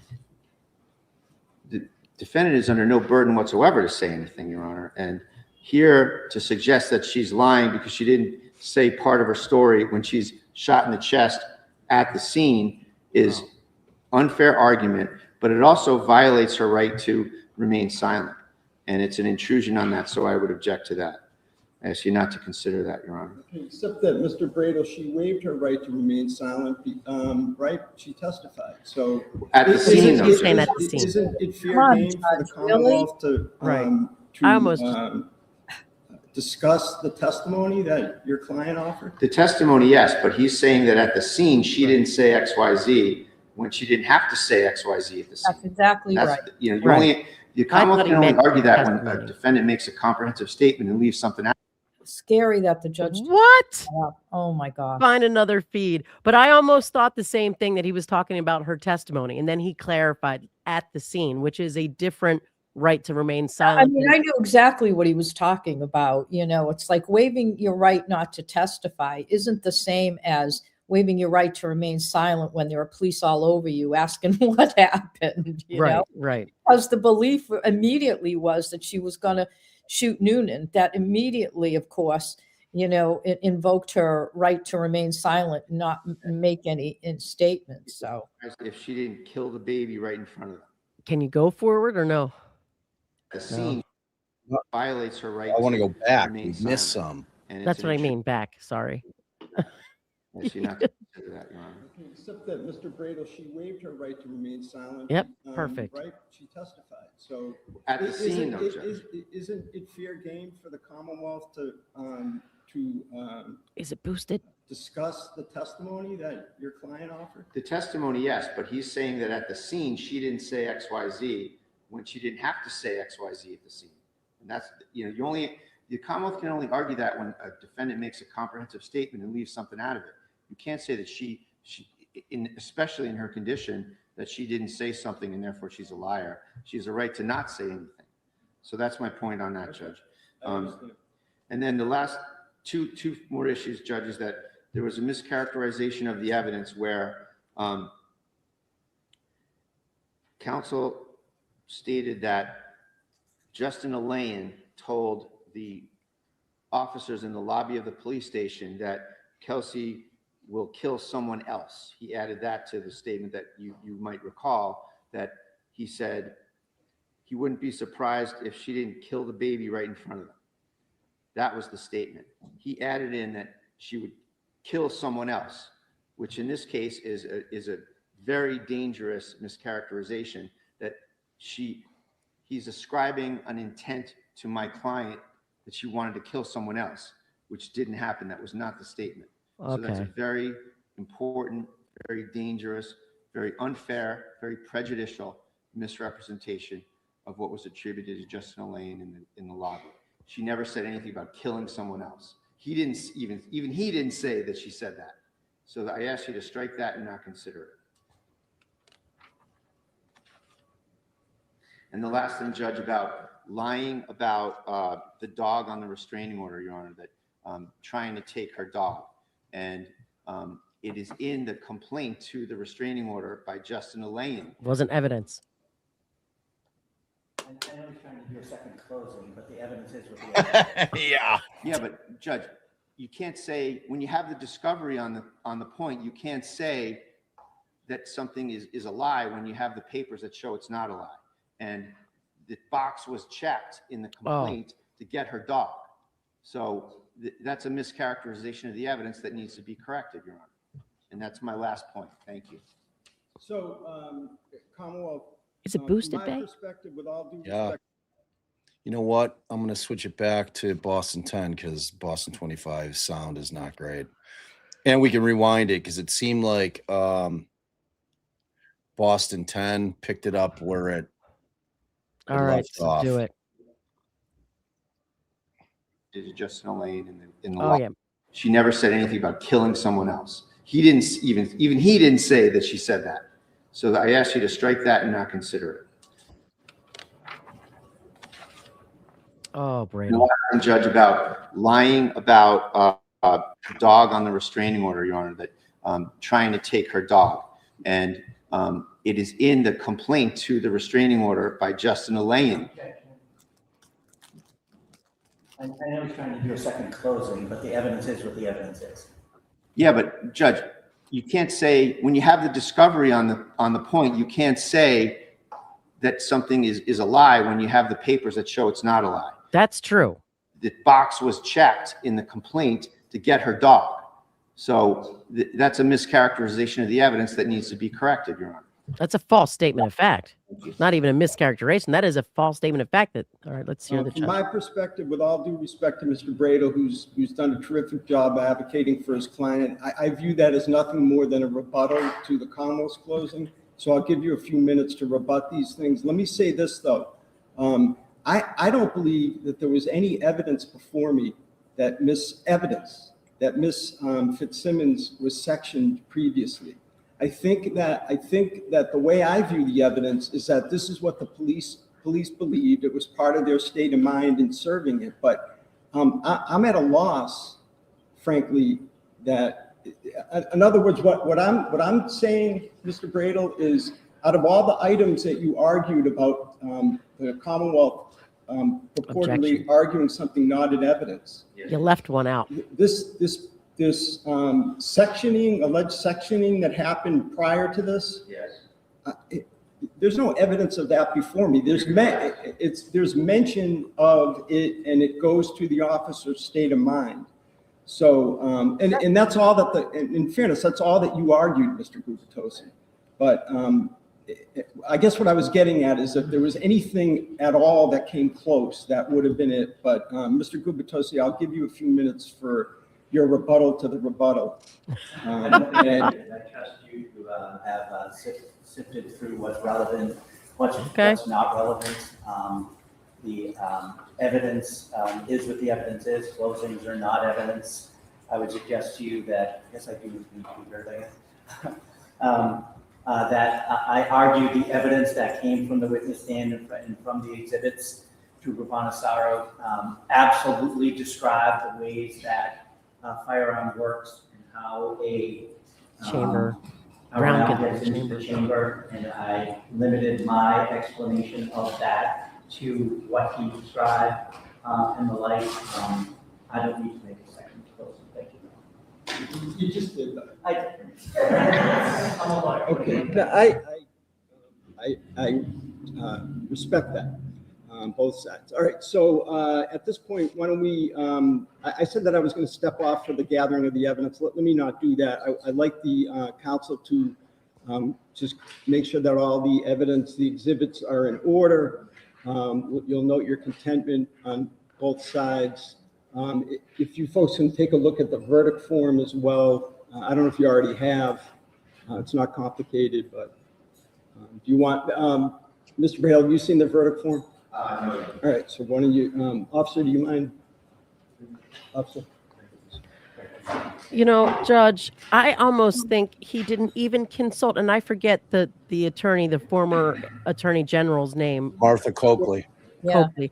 It seems to me that Bradl didn't even consult Attorney Coakley with that All right, closing. content with the verdict form, but we're still working on the exhibits, right? I mean, Yeah, that's fine.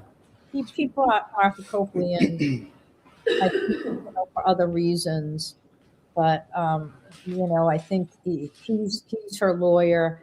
I think he brought her in more as a consultant, but you could see when there was a closing argument that they were going to do objections. At one point, you saw, I don't know if you do this, but I did it every time I was a lawyer, and as a judge, where you draw a line down the last, third of the paper. I saw her flip over and draw a line, which means on one side you're putting the testimony. It's talking about testimony of the testimony regarding the weapon, and you're making a note. Okay, the racking of the gun, and then on the column.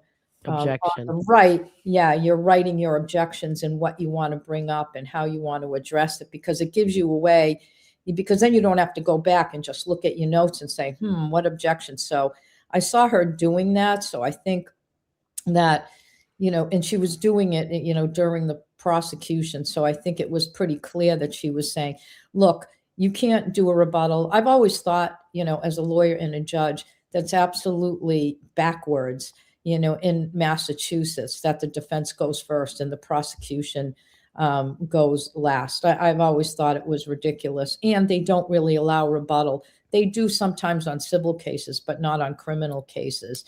And does that really make sense when you think that the prosecutor, he doesn't have any Sixth Amendment rights here?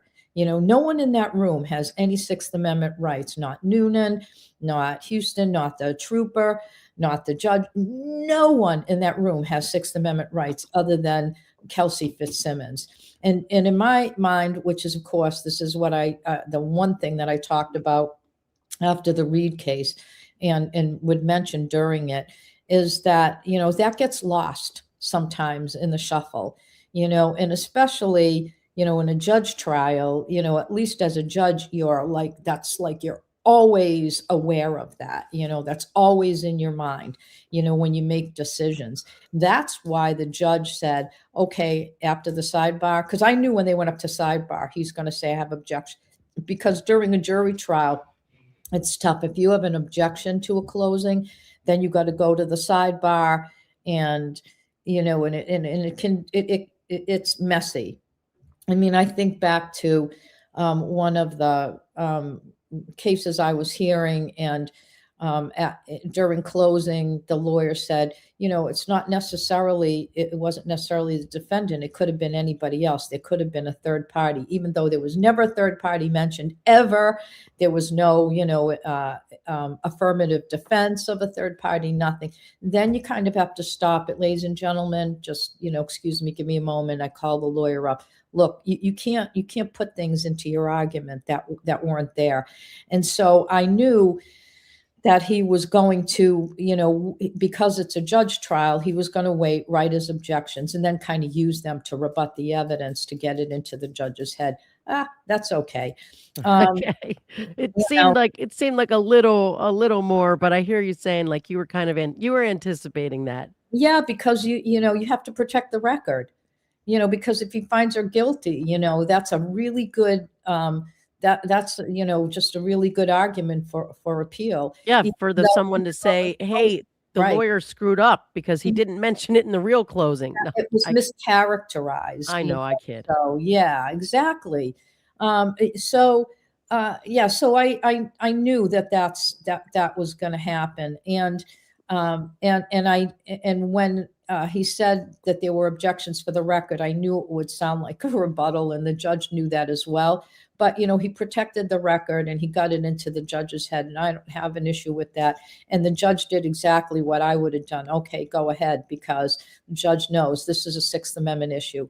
I don't want this coming back at me on appeal that I wouldn't let them address inconsistencies on the record. So I think the judge was right. I will say this one thing. Well, first of all, I agree with the judge.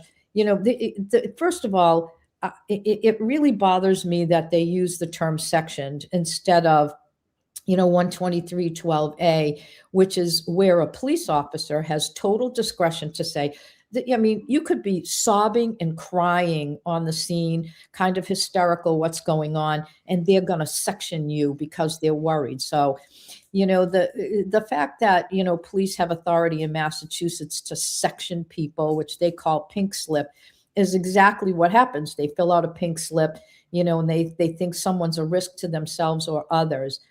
That's different, you know, than, you know, because a section just means you take a person to the hospital because it's the police officer thinks, you know, that there's an issue, that there's that kind of an issue.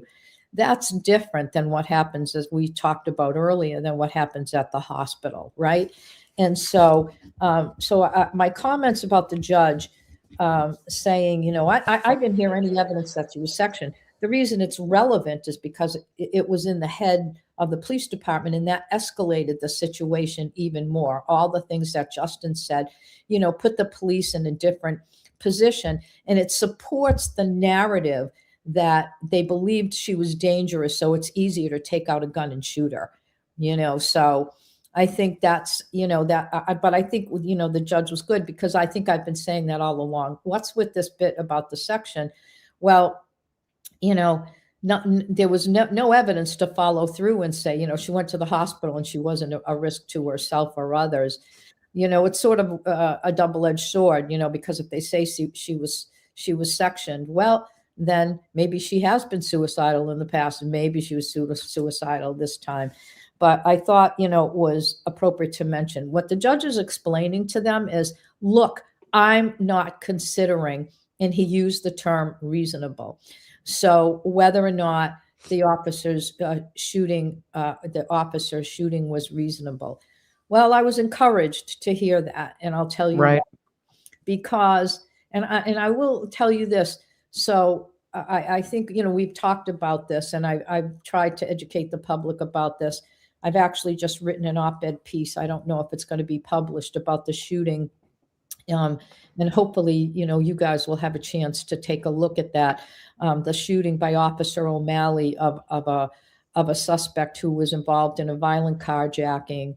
And he and his partner stop him. They've got the cruisers on, you know, both sides of him. He's trying to escape. He backs his car, and they're screaming demands. And he backs his car and smashes into the cruiser. Officer O'Malley fires 3 shots from behind, thinking that his partner's being crushed. The DA charges him like days later with manslaughter.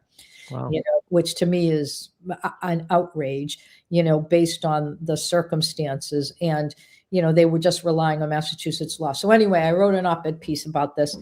And so, you know, I've had a lot of time, you know, to study this. And because I teach use of force, constitutional law, in my constitutional class.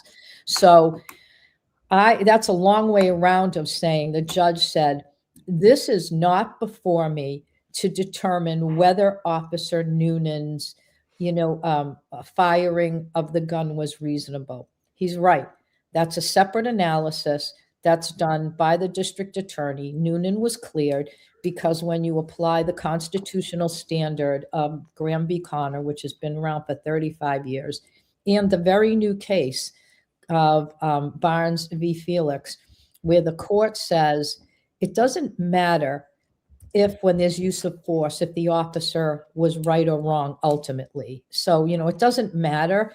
And that's what the judge is saying. It doesn't matter, in terms of whether it was reasonable or not. He's not going to decide that, because he knows darn well that the analysis is not for him to do. It's a constitutional analysis. It's already been done. He's been cleared.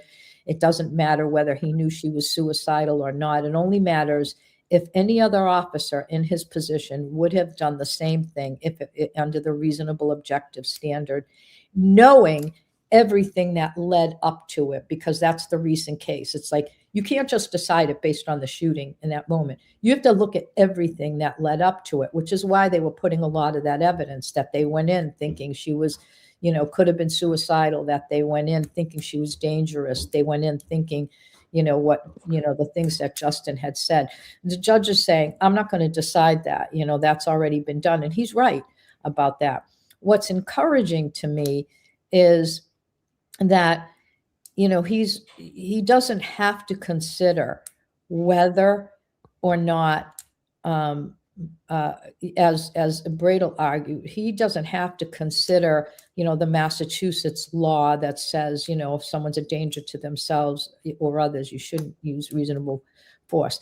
So I was explaining this to someone on a tweet that asked me, it said, Judge, if she's found not guilty, can they bring charges? Well, for all the reasons that I just explained to you, no, because he's already been cleared.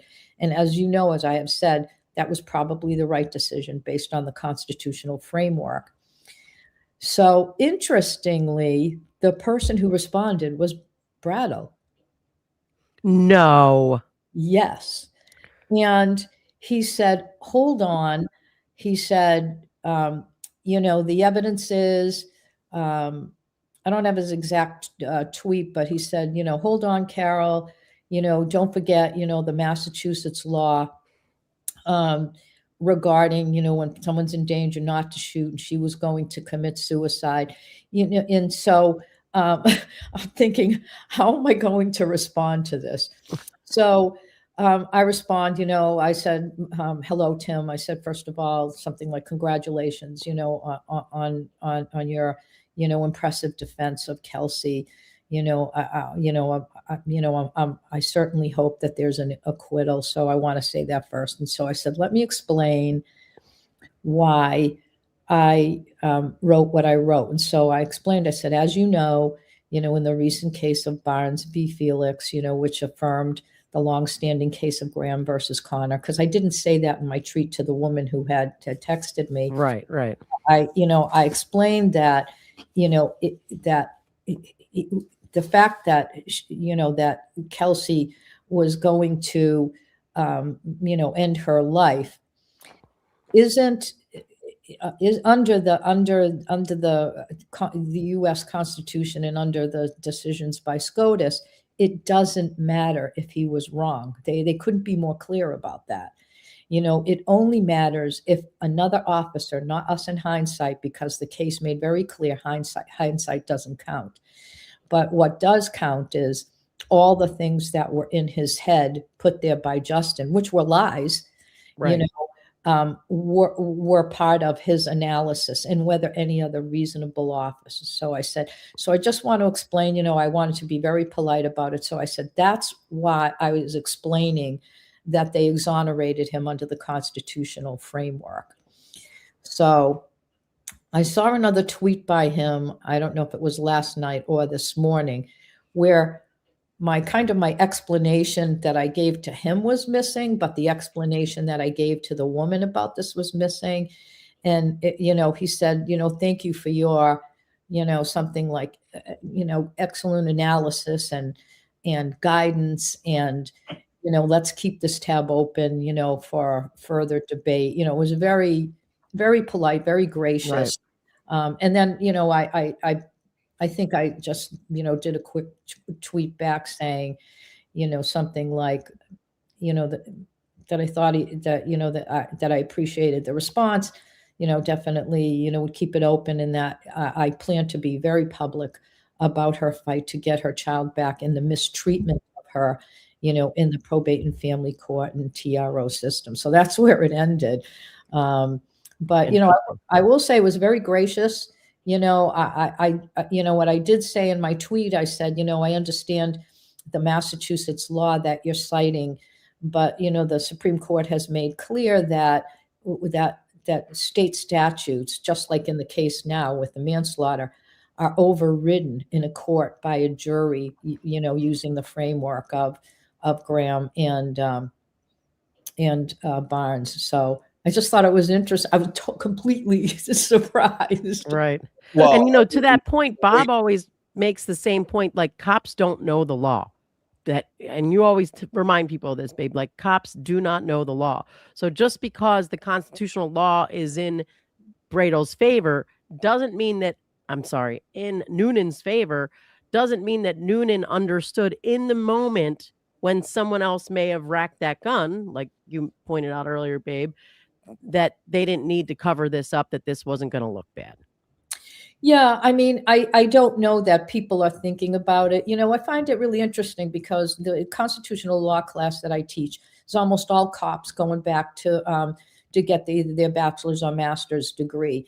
And so when I originally started teaching that, they said, okay, we're going to, pay you to do, your subject, they call it subject matter expertise. We want you to, redo this course because, they had general constitutional principles, which are in there. You got to start with Marbury versus Madison. But I reshaped it to make it consistent with constitutional law that related to police and what police need to know. So in that regard, I did it based on the Fourth Amendment, the Fifth Amendment, the Sixth Amendment. And I couldn't think of anything more important to put into that curriculum, which wasn't there, which is Graham v. Connor. And so I spent a lot of time, in discussions, with police officers about that, how they viewed the circumstances in Graham, which wasn't a fatal shooting, but anyway, so, I think my sense about police officers who I do a lot of teaching with right now on advanced TV is that they do know so much about the law, especially the law that affects them every day. But just like every lawyer, you can't be kind of expected to know all these nuances in the law because that's, again, just as I said, more nuanced. But I thought I would let you know that, because it's pretty clear that, Attorney Bradl, sees, what people are saying, which is, there's nothing wrong with that. But, I thought he was gracious. So, what this draws me back is to the judge saying, I'm not going to decide if he was reasonable or not. And the issues that you guys brought up, which is why there was an objection on the record, is the prosecutor standing there saying it's scientific, because there was no evidence to say this is the scientific truth about the gun and who racked the gun. Were there, no one did any fingerprints, because of course by that time everybody had touched the gun, so there would be police, right? There would be forensic evidence on the gun. I think either both of you, had done a lot of talking about, and Bob was, I think, right. And that's one of the main objections that he wanted to say, that you can't have a prosecutor standing up and saying this and saying it's scientific when that's not accurate, and I need to correct the record. Anyway, so that's what I noticed. I made a note during it because I'm like Martha Coakley, like making notes and drawing lines. Yeah. I would have liked to have seen Martha do the closing, to be honest, just because of her background. And, and Allie and I always have this discussion, and we've always felt, that I think that it's helpful for a female attorney to examine a female witness, not all the time, depending on what the context of the testimony is going to be about. If it's something sensitive, where I think that a female witness may be more comfortable with a female attorney. And in a case like this, I just think in terms of her pedigree, I would have liked to have seen her make the argument back there. And look, and Bradl did a fine job. And again, this is a bench trial.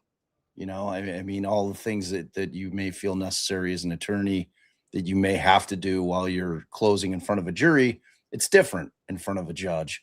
You know, you can kind of put the theatrics to the side and you don't have to kind of get into the acting role as much in terms of, you know, you being more emphatic.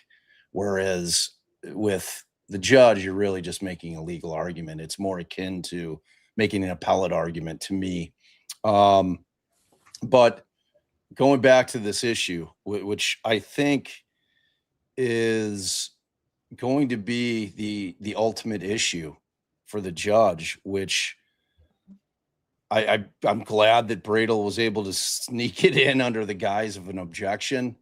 But this thing with the racking of the gun requires further analysis, because what Allison had said when you guys were on day one, which is, and I want to ask you, Judge, does the possibility of a potential 1983 suit after verdict here, even though he's been cleared in terms of it being a good shooting, does that potentially give the judge pause in terms of him being extra careful to not frame his verdict, if he does find in favor of Kelsey, in such a way that it is appearing that he's calling Noonan a liar as to what happened with the racking of the gun? Because the reality is all we need here is that either one of those situations is plausible, right? So and I think that that's where this thing is going to land with the judge ultimately, because I think and I maintain my position yesterday, which if you're looking at two people who are telling two different stories, you look at both of their motives to lie, and then you look at the supporting evidence in terms of who said it and does that support one or the other's proposition as to what happened. And I think the fact that the evidence came in that Kelsey was actively trying to get them out of that room is very effective evidence. Yeah. How do you ignore that, right? I don't know how you ignore that. I don't know how you ignore it. But, you know, like you raised some good issues. Well, you know, the issue of the Section 1983 claim, you know, under federal law. I mean, if she's found not guilty, then you've met the first element. You met the first requirement under Section 1983 case in a criminal law, which is why Karen Reed has filed a Section 1983 claim, because she's met the first requirement under Section 1983. And then, of course, there are all kinds of other issues that come into it. You know, of course, in order to have a Section 1983 claim, you have to say that what was done to you happened under the color of law. Well, that's easily met because it involves police. And so because they're governmental officials, it falls under color of law. The rest of it is really all about, you know, the evidence, you know, of course, meeting the requirements under Section 1983. I think, and then there are, as you probably know, anytime it involves the police, the initial affirmative defense is that they have qualified immunity. And so let's say even if Kelsey was found guilty, would she even still have a 1983 claim relative to how the police handled the case? In other words, gathering up in the school, getting, you know, not following through and checking whether the information in the affidavit was clear, you know, it would be a lot harder. But basically, I think a Section 1983 claim, you know, will run into problems on the immunity part of it, you know, because in order for, in Massachusetts, which is in the First Circuit, you know, that's a First Circuit case, when you evaluate Section 1983 claims, they actually are one of the jurisdictions that will say, I don't think the police have qualified immunity, but the criteria for saying that is, you know, pretty significant. You really have to find that they, did something, like had some kind of bias is one, and you can't just claim bias, like you have to show it. So like in Karen Reed's case, they've already claimed qualified immunity. That's going to be difficult for the police who are involved, because you have people like Michael Proctor, who's already been found to be biased, and there's a report and he lost his job. So it's a little bit more difficult for someone like him to claim that he has qualified immunity. So in this case, I don't think the judge is thinking like that, aside from the fact, as it's a federal case. And what I will say is some interesting things. I don't know what you think. He said, the racking of the gun is not before me. That's what he said in the very last thing. Yeah. What did you think about that? I thought it was interesting. I thought that, because I thought I thought some evidence came in, right? I mean, in terms of Noonan's own testimony, I think that the racking of the gun is before him. So the question then becomes, how do we read that? Right. How do we, what does that mean? What does it mean? Right. And he kind of explain it, because he said the racking of the gun is not before me. The also not before me is, her section, her being sectioned. And you can go back, but what he said is, I only have to decide one thing. He's right about that, because they've already conceded that the jury instructions have been met with respect to the fact that it was a dangerous weapon. Right. So that's, so you got to cross that part off. So then it just becomes the assault under that there was an intended battery, or that the assault was intended to intimidate or threaten, There was another word he used. Sorry, Judge, I didn't mean to cut you off if I did. He used for any perceivable amount of time. I was just going to say that. And you picked up exactly right. But what do you think about that? Because, and of course, I wrote a note here somewhere about that, because I was kind of startled that he said that, because he said, the only thing I have to decide, because that's on the intent, is whether or not she pointed the gun for any amount of perceivable time. So this boils down to what you have said, both of you, from the very beginning. He said, she said. So does all the other information, become noise? Yeah. Yeah. Yeah. And that's how I thought they would argue it this entire time, that there was some moment in time, because I thought we were going to hear, she pointed it didn't fire, she went down with it, she racked it, and then started to bring it back to her head. That's what I expected them to say, because that is a much easier. They both could be right and they both could be wrong. He could have perceived a real threat, had every right to perceive a real threat, but they cannot prove beyond a reasonable doubt that it was her intent, because there was no perceivable amount of time. And she clearly, there's no evidence that she was trying to scare him, because it was his interpretation of what she was going to do as her hand moved. But the defense decided to say, I left it here, I never moved it.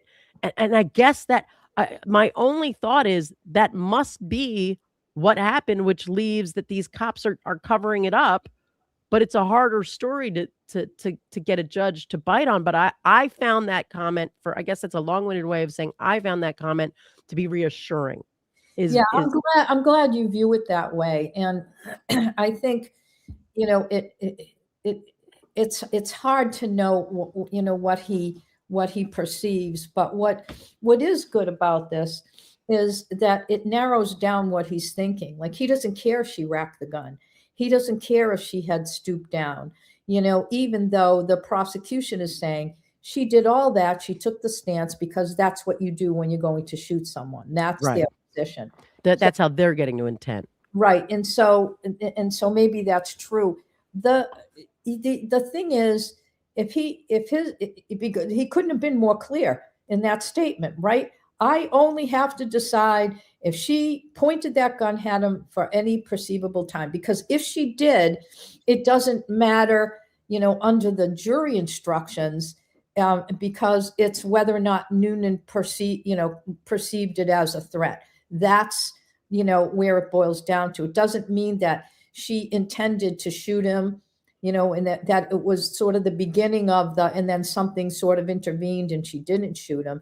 This is, he's falling into the second jury instruction that there's an assault because there was a perceived threat that there was going to be a battery.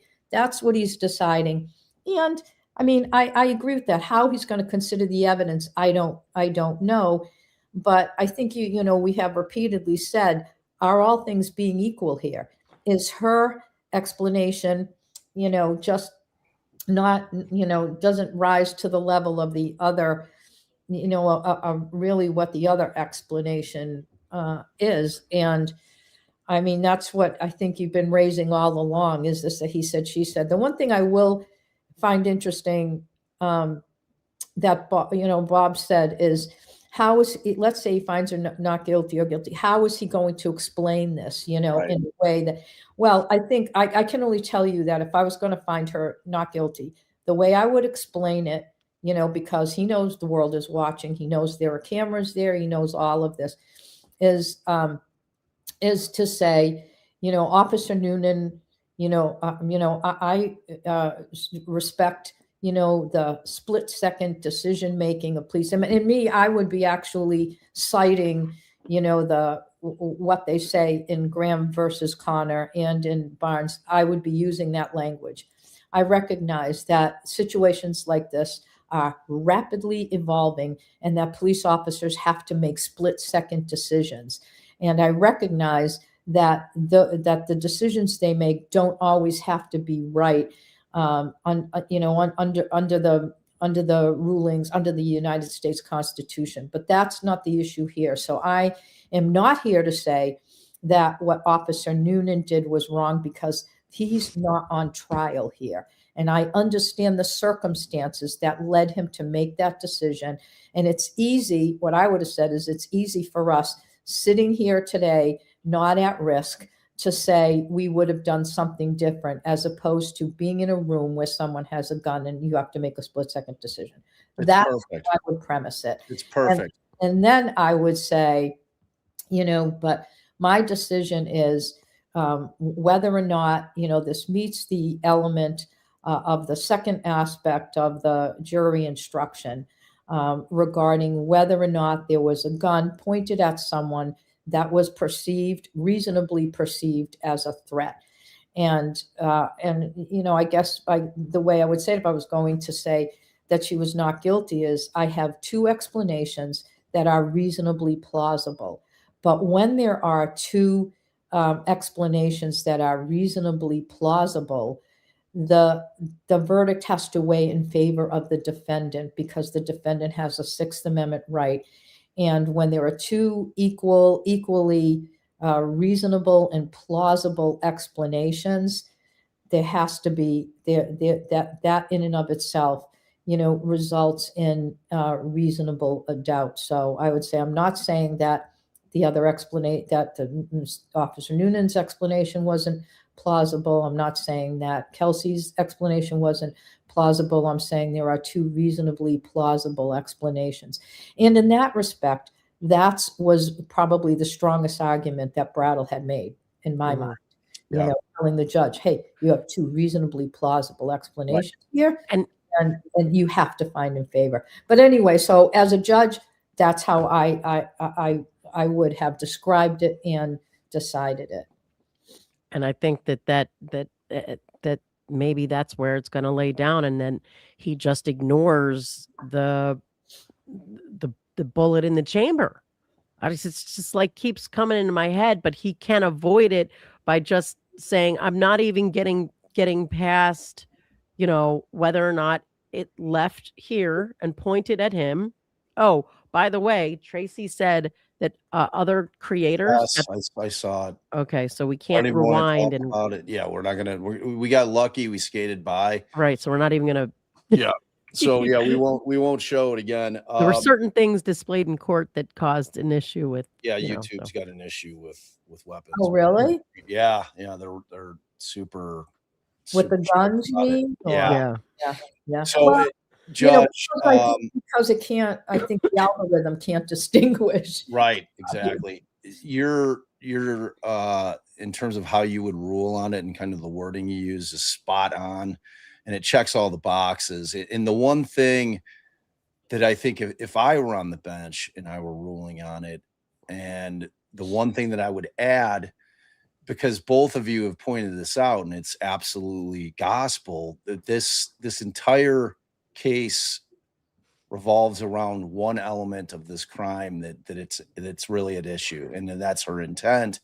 And I would just say all of the things that you said, and I would say in terms of the evidence that's before me, in terms of reaching that decision as to whether or not she had formed the requisite intent, the strongest evidence I have of her intent has been the testimony of the officers themselves, wherein it became evident to me that if I'm trying to get into Kelsey's mind in that moment in time, the evidence before me with her handing off various baby things, clothes, diapers, whatever it may be, is indicative of a person who was trying to clear that room.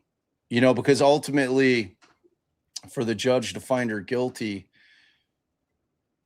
he would have to reach the conclusion not only that she had pointed the weapon at him, but that her intent was to harm him or to scare him, or to, place him in imminent death fear of. by cop, Right. suicide by cop. But so to me, when you strip it all away and you look at the only evidence that exists that really gives us any kind of indication of what her actual intent was, it's that evidence. There doesn't exist anything else that gives me any idea of, I wasn't in that room. I have no idea unless I see and hear evidence that would give me some indication of what her mindset was in that moment in time. And frankly, that's all there was, which for me does not make me put me in a position, as you said, there's two plausible explanations here as to what happened. Both are plausible in my estimation, but in terms of the evidence that was presented, it was that evidence that swayed me that the state has not met its burden in terms of proving her intent. And I think that's perfect. And I think, as we are talking about this, and I'm thinking about how if he wanted to deal with the racking, and I take cue from Carol taking cue of him saying, I'm not here to decide about the racking, that he could find that in the like we keep talking about your memory and recreating the events, that in the heat of everything, and she doesn't remember that after she did the one pull, she racked the gun. And she doesn't even recall that aspect of it. That's her recall that this was a stressful situation. There was so much going on.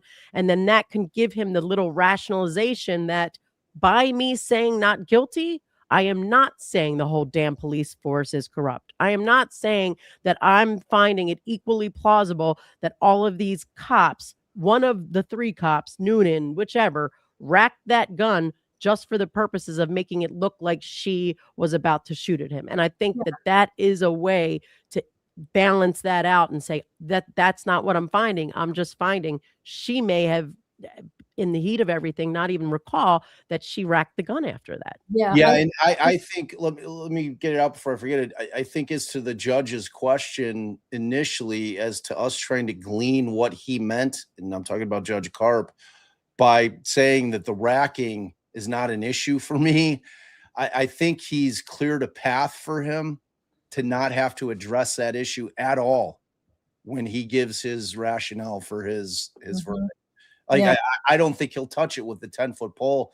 And I think if I were trying to figure out where he's going with this thing, I think him clearing that path gives him a way to avoid it entirely without even getting into it. Because it's a sticky area, because Noonan's going to sit there thinking, well, the judge thinks I'm a liar if he gets into that. Yeah, no, No. I agree. I agree with you completely. And just as I said before, there's a way to find her not guilty by saying, like I can't. There are two equally plausible explanations, but but I'm not. It's not before me, so I'm not here saying there was any conspiracy by police or anyone else. Racked the gun later. I'm just here to say that there were two. There's a way to say. It, just as I said, I recognize that this was a split-second decision, that it's easy for us to sit back and say, and I truly believe that, which is why I have said Noonan should be cleared. Because anytime you walk into a situation in a domestic violence situation and a gun appears, people should understand that a police officer is going to draw their service weapon. I think back to cases that I've had, with gangs and pulling guns, on police officers, and thankfully, the majority of them turned out all right. I just remember, one kid saying, well, it was a replica gun. He's like, it wasn't a real gun. Well, it was 7:00 at night. It was already pretty dark. The officer, I think the officer drew his weapon, didn't shoot, but it's like you can't look back and say, well, it was this, it was that, and I wasn't going to shoot him, which was what the defendant is saying. Well, I wasn't going to shoot him, and it wasn't a real gun anyway. That doesn't work. I'm like, hey, he's just, as a judge, I want to say, hey, dude, that doesn't work. Right. Right. And hospice RN, Autumn makes a great point, and thank you for your generosity. We really appreciate it. She says, my heartfelt empathy goes out to Kelsey. The Commonwealth took a mental health crisis worthy of swift and compassionate intervention and cloaked it with prosecutorial overreach and persecution. Consider this likely occurs every day where cameras are not present. And that, I think, encapsulates, Your Honor, why you're out in these streets raising these issues, because that's what's so close to your heart, is that, when you're dealing with parents and families, this stuff needs to be swift. It needs to be handled correctly. Mental health needs to be properly considered. And, we can't just have people willy-nilly depriving kids of their parents of their kids without it being handled correctly. Yeah. I mean, however this turns out, even if he finds her guilty, I'm going to tell you, if he finds her guilty, he's not going to sit there on the bench and say, I'm sending her to jail, because everybody, and don't kid yourself, he's in the same court as Judge McCarthy. He's in the very same court, right? And so he knows, that she's been mistreated. Everyone knows it. The motion to recuse laid it out. And I'm going to tell you, the Superior Court knew the optics were bad and were concerned about the true statements that were in there, that she had extrajudicial conversations with the probation officer. She went to see him, all of that. Right now, I'm just going to say the Superior Court, the Essex County Superior Court looks pretty bad from that standpoint. Now, I'm not saying that that's going to cloud his judgment about what he has to do. I think he's very clear. I think he's a good judge. I think he knows exactly what he has to decide, and whether he'll view this as too plausible explanation and find a not guilty. That's the way I would look at it. He may look at something different, but no one should be under the delusion that, the higher ups in the Superior Court aren't, taking an interest in this case. And they've already done that just by having the Chief Justice reassign Judge McCarthy. So, Right. Let's say he finds her guilty. I do not see a scenario, nor should he sentence her to jail, because they have the sentencing guidelines. So it's interesting, like in going back to the Karen Reed case, only for the purposes of explaining to you that there are sentencing guidelines that judges, generally have to go by. She's found guilty under the OUI statute, that she was, driving intoxicated. And people were like, oh, good, send her to prison for a year or two. It doesn't work that way. She didn't have a prior criminal record. It was her first offense. I mean, in Massachusetts, I don't know how many offenses it takes before you go to jail for OUI, but it's not one and it's not two and it might not be three. I mean, so, there's a whole grid. So in this case, my understanding is, even though it carries a 5-year penalty and is a felony, that she's already served like 9 months or something. I mean, she was for quite a while. So, so the judge actually have to take that into consideration. Even if she was sentenced to jail, they have to give you, they have to count the time that she was in. And you're right, Allie, he may say, I'm going time served, or just the fact that she was already there. My sense is, if I found her guilty, this would be an easy one to say this is probation. Straight probation. I mean, that's where I'm going.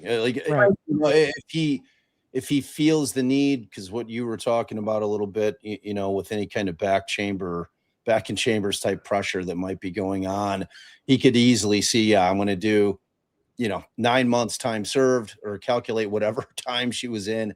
I'm gonna sentence her to 9 months time served, and then give her the probation. But I can't see any world in which she's going in for one more second if he comes back with a guilty verdict. Yep. And Soap, this is not a silly question. And Judge Carol addressed this when it happened. She says, if Kelsey wasn't read Miranda rights at the scene, can the Commonwealth use her statements or lack thereof? And the judge mentioned this. No. And that's what Bradl was getting at. And at first, Judge Karp, which I almost thought for a second as well, thought he was referring to something she waived by talking about it on the stand. But right. I mean, I think he sort of misinterpreted. He's like, well, what are you talking about? She waived it, right? But of course, I knew, because she's making statements like, I'm sorry. So what, as people can make statements at a scene. Sometimes they do come in, that's the whole Miranda voluntariness. And there, a lot of people make statements at the scene before Miranda, because essentially they're not in custody. It's the whole thing that goes to custodial interrogations. But I think what he was making the point is nothing she said at the scene. I mean, they basically, she was shot, believing that she was committing a crime. So anytime she started talking, they would have had to say, don't say anything, Kelsey. Remember, you have a right to remain silent, even though she was in spontaneous. She was still awake. They would argue that it was just, spontaneous. They didn't have time to give him a ring. But she's, I think that's what I know that's what he was referring to. The other thing worth mentioning is you heard Bradl say, that's not what he said at the grand jury. That's not in the minutes you have. So, the judge is going to take time. There's 100 exhibits. We don't really see that. We saw pictures of this and pictures of that, mostly in the house, but there are 100 exhibits. So, if I were deciding a case with 100 exhibits, unless I felt extremely confident, that the Commonwealth just did not, Sorry, I'm laughing at our dog behind Bob. Yeah, I love seeing the dog. And so I think, the judge has the grand jury minutes. And so the question becomes, is there something that Noonan said in the grand jury minutes, that supports the version of what Kelsey said? Or did he say something different in the grand jury minutes that causes you to call into question what he said? Because the minutes are in, as far as I could see. I mean, did they not mention that? And the other thing is we don't know what's in the other 90. Well, we know what's in some of the exhibits, but we don't know what's in like 85 of those exhibits. Yeah. So they would say, we want to put this in evidence.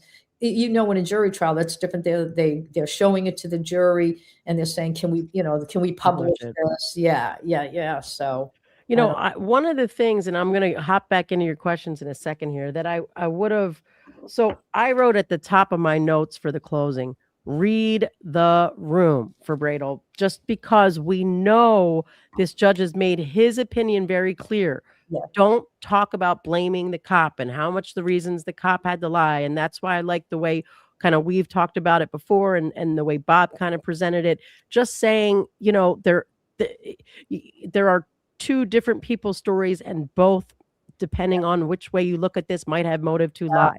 Yeah, But- you make a great point. Absolutely great. And I think I was not happy with the very beginning of his closing, where it's like these are bad cops, to me, I mean, that's the way Kelsey feels. And, I think he certainly has a right to say it, and it was certainly okay, to say it from that standpoint. I think the judge, may not have that same perspective. I will say this is one thing. I'm sorry, I was laughing when the judge said, I'm going to have the gun and if this were a jury, I wouldn't send the gun I wouldn't send the gun and the ammunition in the jury room. And I think I told you the first day, Allie, when I was a new judge and I was doing a firearms case, we sent everything in there. And then I looked at the court officer and I said, did I send the gun and the bullets and who went to jury? And can you go and take one of those out? Yeah. I mean, you never do that. That was an early mistake that I look back and was, not that nothing came of it, but yeah, you were like, oops, wait a minute. Did I just do that? But I wish he would have talked about because we knew what was coming with the prosecution's closing, which they did some of, that she was going to hurt Justin, or she was going to power through all the cops to get to Justin. And I wish he would have put in there that the testimony of Kelsey's, that she did not know Justin was in the room, was corroborated by the testimony of Noonan, who said he did not know that Justin was in that house. Right. He did not know Justin was coming to that house. All this information was allegedly conveyed in this little tiny area between the landing and the tip of the bedroom she's sitting in. So if Houston said the words, if she said the words to Houston, we already know Noonan said he stayed with her the entire time, that Noonan was standing there.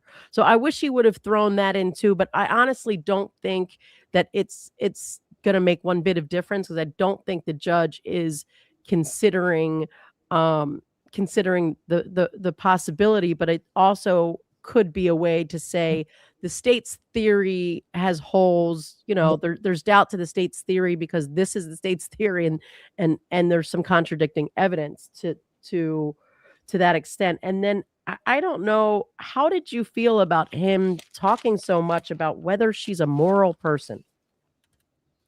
Well, I think I think his approach is, if she's a moral person, she doesn't lie.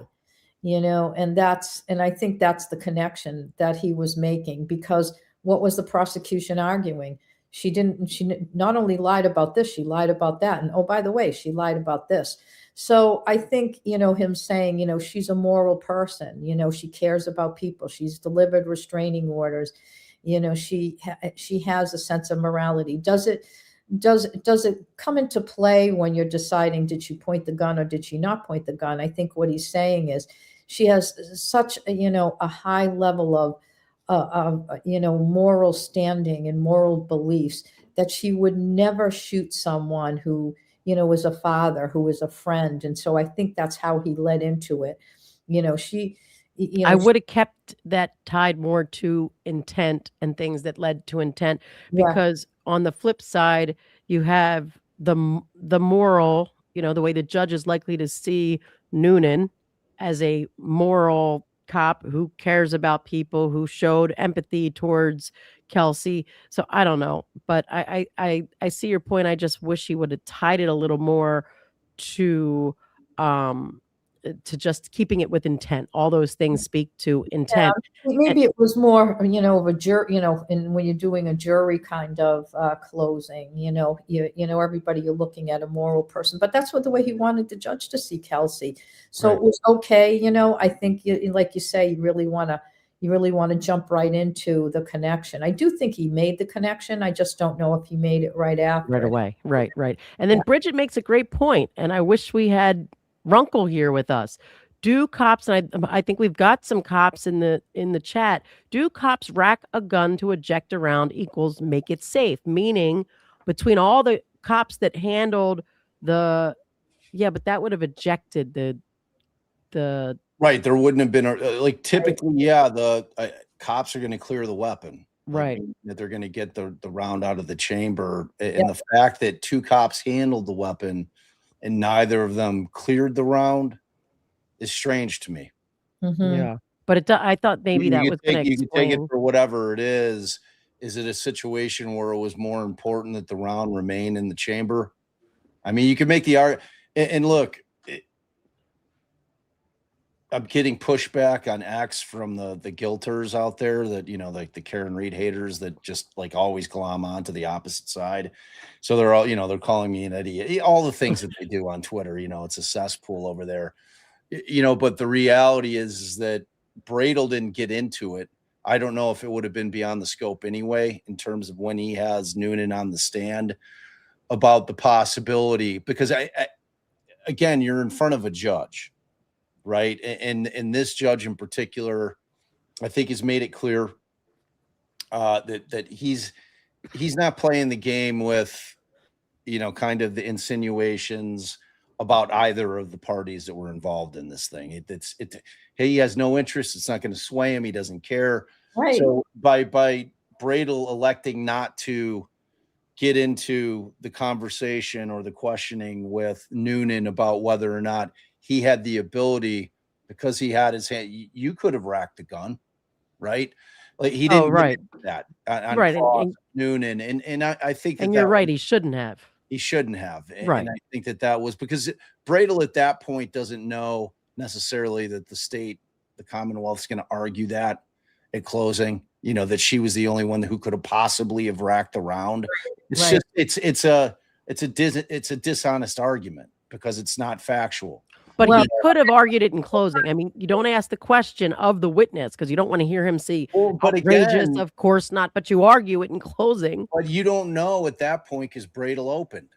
I know, and that goes to what the judge was saying. I have always thought about that Massachusetts was trying to be a little bit more fair by not giving the prosecution 2 bites at the apple since they have the burden. But to your point, Your Honor, when you said that when you kind of presented that way, I thought about it a different way. Like, oh yeah, it's giving the plaintiff, the defendant, not giving the defendant the opportunity to address head on the issues raised in the closing. So it's actually could be a disadvantage to the defense that they don't do it as 2 parts of one closing, and at least give you that middle chance to head on address some things raised by the prosecution. But I think it should have been something that was in his forefront of his mind, that they're going to talk. Even allow a rebuttal.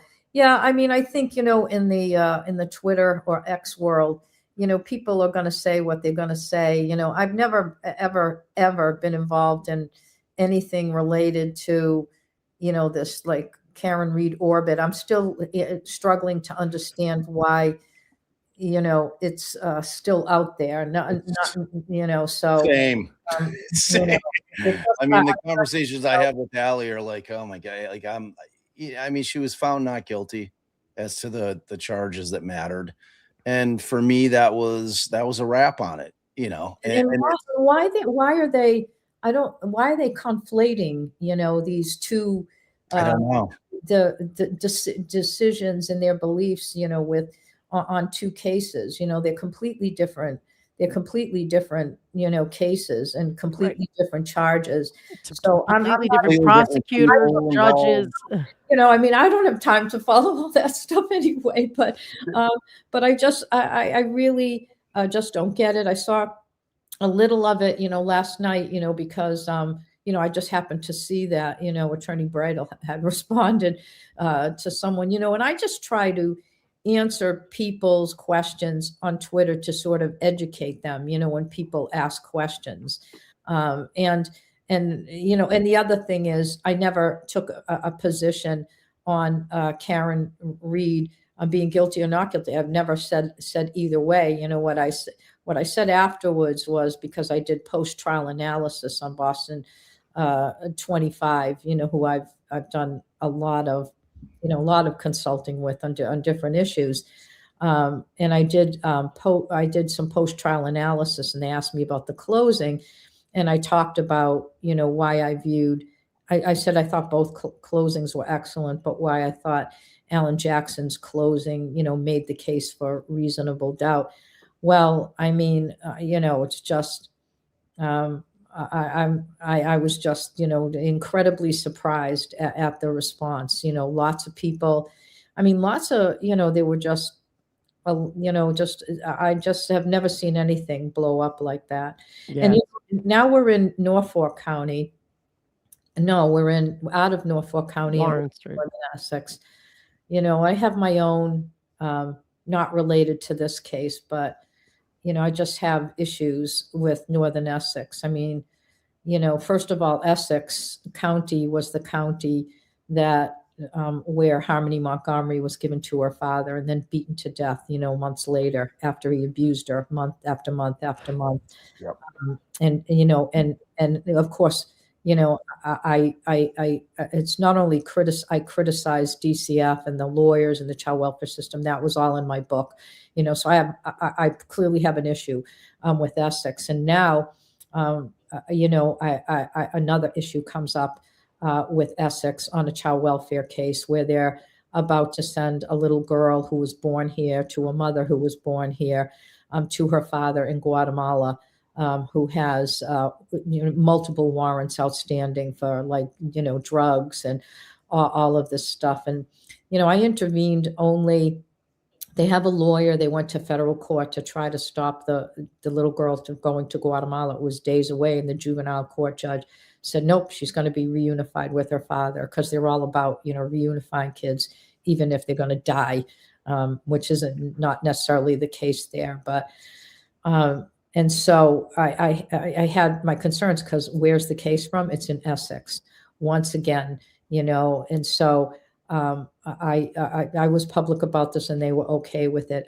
I just, kind of met with, not in person, the foster parents who were fighting this, and their lawyer, who just asked for me to explain what the process would be in juvenile court if they want to go. I'm not practicing law, so I'm not giving legal advice, but I'm just saying, look, here's the process, and just being kind of supportive of it. We were lucky enough to have some contacts, myself and a friend who's a Washington, D.C. strategist. We were, had some contacts there. In any event, what was released in the news was that Essex had withdrawn its order to send the child to Guatemala. Apparently, DCF may have forgotten to tell them about warrants that were outstanding, or DCF didn't know. So, it's so, and now this case comes up, and it's in Essex. I think, and here we have Essex, and we have Judge McCarthy, all of a sudden creating a sua sponte revocation hearing out of a motion for modification, with all the real concerns that will, so many of which the motion to recuse said were legitimate. So once again, here we are talking about Essex and how they are handling, and I'm not talking about the criminal case that we're all talking about, but what I'm talking about is, here we are in Essex on another custody situation, which is the next thing that I think you'll probably be talking about. So the reason I bring that up about Essex is that, I'm seeing these, concerns about custody at a bail hearing. In other words, an order that you can't see your child at a bail hearing, when by law, I would have to be sitting there writing findings that people could appeal to say why I stopped visits. And so you see that coming out of Essex at a bail hearing. And at the same time, you see a restraining order and an affidavit that wasn't really subject to an investigation, or at least, some kind of effort, to see whether or not the things that were said in that affidavit had any truth to them. And then on top of that, you then see the court giving custody to Justin. Well, I mean, by then she was in the hospital. So I guess, that's a long way of saying is, I wonder, just looking at it as a judge and as a lawyer, and knowing a lot about custody, more than maybe I do about the criminal stuff, but certainly knowing a lot about how custody situations work. I just wonder, what's going on? How are these things happening? How are people being deprived of visitation? On the little girl from Guatemala, they even though they weren't being sent, they took her out of the foster home. They don't allow them to have contact with her, even though she was their foster child for 3 years. And I will say this, that I hear from a lot of people, they go on my public Facebook page. I would say at least twice a week, I get people, asking me to help them, with, DCF cases. Can you please help me? They took my child away, or foster parents saying, can you please help me? And this is really hard for me, because I can't help everyone. But, so, just while we're chatting, the whole way this custody stuff has gone down in Essex is concerning to me. As I said, the bail hearing and saying that there's no contact without writing findings, the affidavit basically, saying no contact. I don't care when she was in the hospital. Was there a reason that you can't bring that baby to the hospital? When she's being detained out in Chicopee, there's a reason you can't take the baby there. I mean, I had hundreds of cases where there was a parent being detained or incarcerated, and it was made very clear to the department, you better be taking that child out there unless you can give me a reason not to. So I don't know if you see the custody thing the same way. The two of you do a lot of custody work and have done a lot of family law. Yeah, no, we definitely see the custody issues as you've lined out. And, talking about that affidavit we went over yesterday, as you know, Your Honor, and just for everyone else, those are sworn statements of by the person writing them. So what they saw, what they observed, what they heard, that's basically testimony. But he's not supposed to be saying, and the judge should have just not even considered him saying, my friends saw this happen. My friends told me that she was gonna, and my friends told me she pushed them after I left. She did this after I left, and that they are concerned that she might hurt herself or the baby.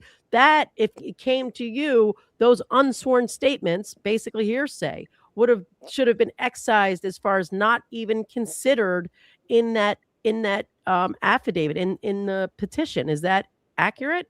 Well, there's a lot of hearsay in those affidavits, which is why in my court, everybody better be here in 3 days. Because in 3 days, when you're having a hearing, they call it the 72-hour hearing, which I used to laugh about, saying some of them would take 72 hours to get through, but by law, it's supposed to be in 3 days unless people agree otherwise. I mean, sometimes we were swamped with cases and couldn't do it, but there's an awareness. But yet she had no recourse when a judge in the Superior Court said at a revocation hearing that she couldn't have contact. I mean, they did appeal, but that wasn't addressed by the SJC. So, to me, that's still out there. Was that part of the appeal specifically, or no? I don't remember, I feel like it might not have been. I'm not sure that it was. I think what the focus of the appeal was, was there enough evidence under the 58A dangerousness hearing to allow them to do it? I don't think they addressed anything about the conditions. And the interesting thing is, if you read the standard conditions, like there's a form, like if you're going to find someone, you can say, I find someone dangerous, but by clear and convincing evidence, but I also find that there are lesser restrictive means to be able to release that person. And then you set bail conditions. There's nothing on that form that says, No take contact away. with You know your own why? child. Because custody should be heard if it's a DCF case in the juvenile court, or it should be heard in the family court. And so you had a Superior Court judge as sort of usurping the role of the other judges. And in my court and in the family court, you have to make very extensive findings, because everybody's aware it's a constitutional issue when you deprive a parent of contact with a child. And so it's got a heightened level of oversight by the court, and the statute couldn't be clearer that you have to make written findings. Right. So what the judge is saying here, she could not have done what this judge did in the court it's supposed to happen in, because the law makes it clear that judges can only make this type of determination, cutting off contact with a parent under X, Y, and Z. You have to make these very specific findings. And that's one of your primary concerns, is how in the hell does the Superior Court judge in a criminal case usurp the proper court and circumvent all the law that makes a judge have to find certain elements, we'll call them elements, make these findings before they can do that. And the judge in this case in the bond court circumvented all of that and just willy-nilly made this decision. And I can understand how like outraged that would make someone who sat in those courts and knows what has to be found and knows the proper procedure, to just say, wait a minute.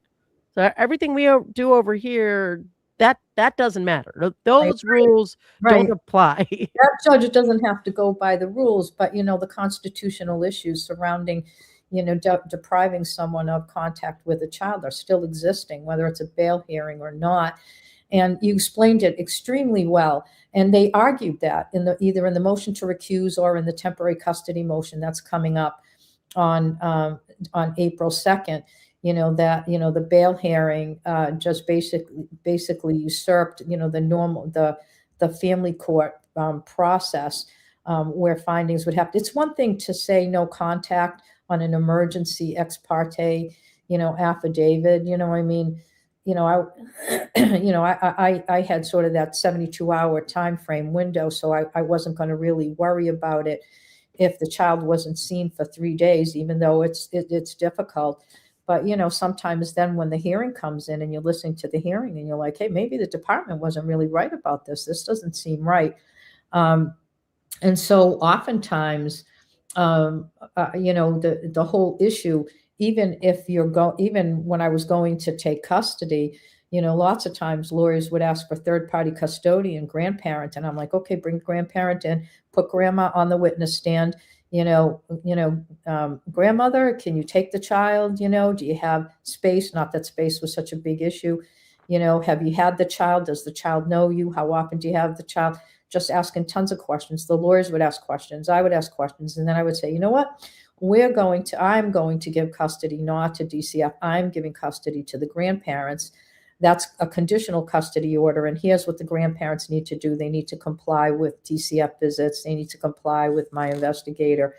I would make orders like that. But when I had the grandparents, I could then say, I'm not going to have this mother visiting once a week for 1 hour at the Department of Children and Families in a room somewhere. I'm going to let the grandmother supervise visits, and the mother can go to the house and they can be a supervised visit.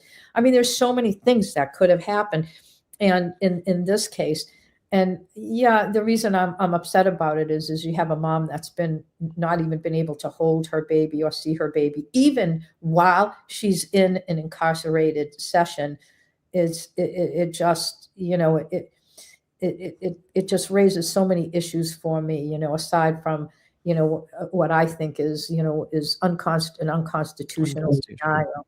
Right. But so that's my part. Pardon the interruption, ladies. I've got to grift for a second. So if you're staring at your screen and you're thinking, man, I wish I could get on there and say my piece because you keep talking to your screen, well, you have the perfect opportunity to do so. If you're late to the chat, we have a goal going. I think it's going to end here imminently. At any rate, if you don't know, $5 and above, we're creating what we use over here. It's a wheel. We throw everybody's name on it. I spin it around. Whoever wins that is going to jump on with us for 15, 20 minutes. 15. We're going to 15 or 20 minutes, and we'll have a nice chat. We'll have a nice chat. You can talk about whatever you want. If you're of the mindset Kelsey should be found guilty, come in. Let's talk about it. You think she's innocent and you want to talk about why, come in. If you want to talk about anything, everything's fair game. So yes. And I want to bring you guys back to something we talked about the other day, and it was part of the prosecution's closing. We talked about the whole when she lied and the timing of her lie. And I did find that to be something very compelling in, babe, you listening? yeah. In the prosecution's closing, because she testified she formed the intent to harm herself when she was walking around picking up the items. She also said, I decided after a 15-second conversation. So there might be a little room there, but she did say mostly that it was while she was picking items up. And I do think that, and now I kind of had to pop off, and I don't know, Judge Erskine, if you had to pop off a little as well, like around, I think it was Houston's testimony, but if he's testifying, I do remember that he said that about seeing her gun case on the counter very soon of him entering the room, and her saying, I've already told you the guns are in the basement. What does that say about intent? And might that the judge latch on to something like that? In what way? In meaning that, she formed the intent, so whatever happened in that room she was just carrying out what her plan was? Well, that her plan really wasn't, that she said that she did not form the intent to unalive herself until she was walking around the house picking up items. But she lied to the police about where her gun was before she formed that intent. So does that speak to her intent being to something other than unaliving herself? Well, they did point that out, right? Right. Like there was definitely an inconsistency there. And I do think, that's one of the concerns in terms of how the judge looks at it, because he has to decide what her intent was. He said, in that moment, he has to decide so on one hand, he may disregard whenever she formed the intent because, under the law, the only thing he has to decide is, did she point that gun at him for a perceptible moment? Because that's enough to instill fear, in the victim. With the requisite intent, though. She still needs to intend to scare him, put him in imminent fear of a... Exactly. And he didn't say it that way, but yeah, because as we know, if she pointed the gun at him, there still would have to be the intent, formed. But the pointing of a gun at someone, is a strong evidence of intent. They had the intent. So, he might just say, what was her intent at that moment? Yeah, there is an inconsistency there because she said, I told him it was in the basement because, I had already decided. You have to leave some room for how the thing was unfolding. Right. And she's looking back and trying to remember what happened after being shot in the chest and being in the hospital for 53 days. There's some maybe imperfection there, but I think there's room to say, hey, maybe this wasn't, maybe it wasn't perfect. Was it a lie, as the prosecutor said? That's up to the judge. Well, did she lie about that? And she just, But what irritates me is, like, we picked up on this because we discussed it right after her direct. Like, wait a minute, I'm concerned about the timing that she has now put this forming of the intent to when she's picking up items, that the defense should have done some forecasting in its mind, as I still think about the bullet in the chamber, to have made that argument in closing, that, Your Honor, you have to look at both of these. And to me, the more even he is with everything with this judge, the better. Like, it's that you got to, again, read the room, that if there's some imperfections in the memories of the witnesses who testified, that has to go to the credibility of both witnesses and the possibility that both have gotten certain things wrong, and equal possibility that makes both versions. You can't decide between the two. So if you find an imperfection, this is Kelsey recreating events that happened very quickly. It is also Noonan's recreation of events that happened very quickly, and there is room for error in that, and that error, something like that. I just wish he would have fronted it a little bit. Yeah, he didn't do that, and you're right. I think that's probably one of the inconsistencies that could be bothersome, to a judge if he looks at it that way. Yeah, I mean, I think it's a great point. It is a little bit worrisome, in terms of how he'll view it. As he's saying, I just have to make a decision of what was her intent at that moment, and then he could disregard when she formed, the decision. That she was going to take her life. I mean, he may disregard it, or he may say, that there's an attachment there. What Right. was What do you think, babe? So here's where I'm at. Everything that both of you are saying is true. I take some comfort in the fact that we're not dealing with a jury. This is exactly why I wanted it to be a bench trial, because I'm less concerned knowing what I know, which is relatively limited in terms of Judge Karp, but I've heard him speak enough. I've heard his thought processes in terms of working through objections enough to know that he's a thoughtful judge. Yeah. And things that may not have been spelled out, which Right. could end up being a death knell in front of a jury, I happen to think that Judge Karp will probably think of them, Right. even if Bradl didn't spell it out for him as such. So Agreed. that's one of those things where, that's the benefit of having a bench trial in a case like this. That was really where my head was at in terms of hoping that Kelsey would ultimately decide to go bench on this as opposed to jury. And I'm about to step out, and it's perfect timing for one of our amazing people in our community. And a mod. And a mod. So go ahead, introduce him, babe. I'm stepping. And if it's okay with you, I'm going to step out too, but I'll be listening. Oh, everybody's leaving. Well, I'm not leaving, DB. I'll Yeah, stay for that's DB. perfectly fine. Judge, and Judge, this is what I'm going to do after we do the wheel thing and we have somebody on. I'm going to set a second live, because we're not going to try to wait for the hours that it might take to get in. So I'll send you the invite to that. Hopefully you'll come join us for the reading of the verdict, and it'll be great. All right. Yeah. All right. Thanks. And if you want to hang back there and decide to come back on, you can do what you were doing, turn off your camera, sit back there, or you can just leave us, whichever you want. Totally. I'll listen for a bit. I may have to leave because I just have some other things coming in. We that understand. I have to respond Totally. to. But it's been great being with you all morning. Always. Every Thank day you. has been a joy. Thank you. Hey, what's up, dude? Hi. Welcome. Hey, thanks for having me. Oh, Yeah, we're I good, was. You got scredoodled. You didn't get to ask the judge questions, but she's listening back there. She's listening back there. I would rather have it that way. I wouldn't want to say anything unbecoming a gentleman of my stature in front of an honorable court. So where are you at, man? Where are you at with this thing? What do you think? Well, just like every single case that we watch, I think they're probably going to get found guilty. I think she's probably going to get found guilty.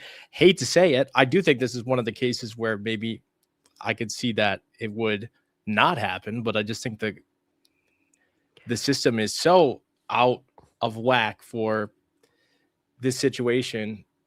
I think just she has to have pointed the gun at any time in the direction of Sissy Pants. So, yeah, I mean, there's truth in what you say. And to me, the two things that I'm focused on are and I know we've just talked about ways that the judge could rationalize that, because remember, everybody, and I know you know this, DB, but that the fact finder, in this case the judge, can take all reasonable inferences, make all reasonable inferences that could be drawn from the evidence. So that whole theory that we were talking about, well, the judge can say, well, I understand they're presenting this as a lie, meaning that when she formed her intent versus when she told the police the guns are in the basement.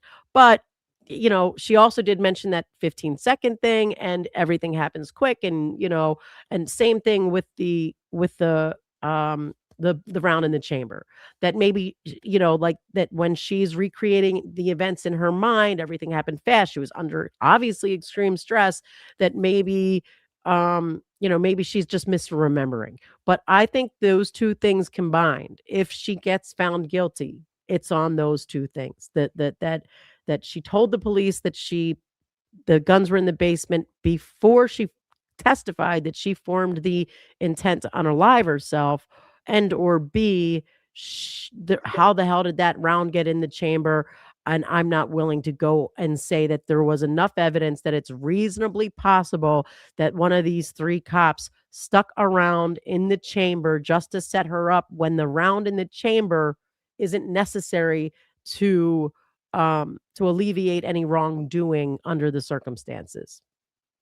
What do Yeah, you that think? makes sense. What do you And think? in DB, man, you know where I'm at on that. I mean, and DB's not saying that he thinks that she's guilty. He's saying Nor am I. this Yeah, is what he thinks going to happen, just because I see it in the chat already. Everyone take a breath. I'm with you, man. You know, I mean, the system, the way that it operates, if you're in that chair, they typically find you guilty. My only kind of saving grace here is that they went bench, because I think if this was a jury, I think that they probably would have found her guilty. I think just they do. could have gotten a hung if it was a I don't jury. like, maybe I they mean, a think hung's that, not a win, but it's a mini win. it's not a win because they retry her. You know Right. what I mean? It's a It's mini like win. it's like a stay of execution, and you know what I mean. It gives you the opportunity to prepare your case maybe differently. Well, I've never been executed before, but I think a stay would be a good thing, personally.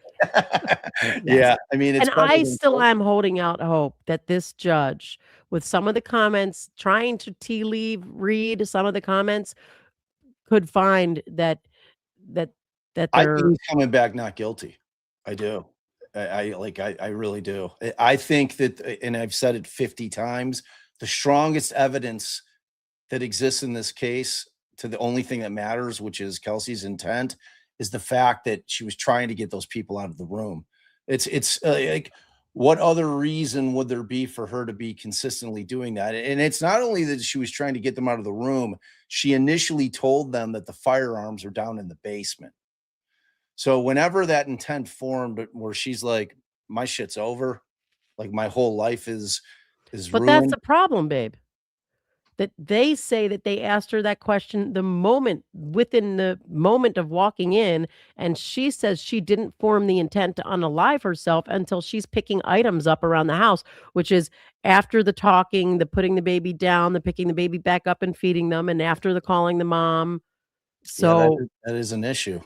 I didn't recall that so they're claiming that she said that because they would have asked where the weapons were right away for correct. sure. And Houston, who was her friend, and I don't know, maybe we could go back if we've got like a bunch of time and listen to Houston's timing of it, you know, but we paused it while she was testifying, and that was like, I was like, I'm worried. I said that yesterday. I'm worried that she just put the timing of her intent to unalive herself in her when she's picking up things, but she told the police from the jump, if the judge credits the police in their testimony, and it was more than one officer, that I already told you the guns are in the basement. Okay, Yeah. so what Hey, intent, wait, though? let me ask both you guys because I'm trying to set this next live. When did he say he was coming back? Did he set it at 2? I'm gonna go listen because we cut it off. We started talking, so I'm gonna go listen.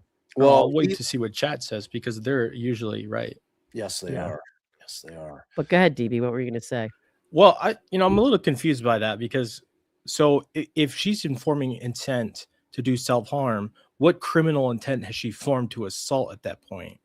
But that's what we're saying. So she testified, right, that the timing of her forming the intent to unalive herself, which would tie with why she lied to the cops, was when she was picking up items around the house. As she was walking around, she said, I'd pick up an item and I thought, I'm losing this, I'm losing that, I'm losing this, I'm losing that. But the timing of when they asked would have been before, when they asked, where are your weapons? Before that. So that leaves the question of what was the reason for the lie about where her weapons were or are at the present time if she hadn't formed the intent to unalive herself yet. Okay. All right, Baker said that he didn't give a time today, so I'm just going to set it for 2, and then obviously we can start it early if it. Yeah, we'll keep an eye out. Okay. So Thanks, Baker. But we got a lot of questions to go through. You can go through some of them with DB here, but don't think you're ending it without getting all the. No. Tracy's working on the list. So if y'all are wondering, I would have DB on without him winning the wheel, but like DB's on because of the wheel thing. So that's the thing. Yes, we did a wheel before. Yellow Jackets was like not available when we were supposed to do it, so she donated to DB. There's didn't no do it at the end of Yellow Jacket. We didn't do it at that point in time, so I have said Yellow Jacket and DB both get to come on. We've got DB now, so and so what did you think generally of both closings though? I don't want to get your channel flamed, so I'll just say the first closing from the defense. I think my Left general a lot to be desired. I just think he acts like he's still a prosecutor because he always kind of talks with like the presumption that he's going to get the benefit of the doubt from the court, just like a prosecutor would, and he kind of oversells the evidence like a prosecutor would, and then because of the lack of the benefit of the doubt, he kind of has to back off his evidence. I just seen it so many times where he's like, this is exactly what's going on. And then the court kind of pushes back on him. And he's like, well, that's this argument. That's that argument. And we're talking about this in response to that. And it just kind of comes off a little bit clunky. Yeah, I don't think you I were thought it alone left in a lot that. to be desired, I saw some pretty, I wouldn't call it 50-50, but I saw some people that weren't thrilled with Bradl's closing. People are just I'd see afraid to Broken like. Baker did. Good luck, Broken Baker. It's gonna be hard on X for you, but you're gonna get through this. What did he fired on Bradl's closing? And He just said it wasn't that great. I mean, did it's fun, too. but, So people will. people can. It I could wasn't care that less great. because I won't even listen. Really. I have no, I have no allegiance to Bradl other than the fact that he's a lawyer, and that's cool. But you know what I mean? Very cool. Like, I always call it like I see it. Like I basically Like you said guys the saw things my that I would- eyes rolling during it.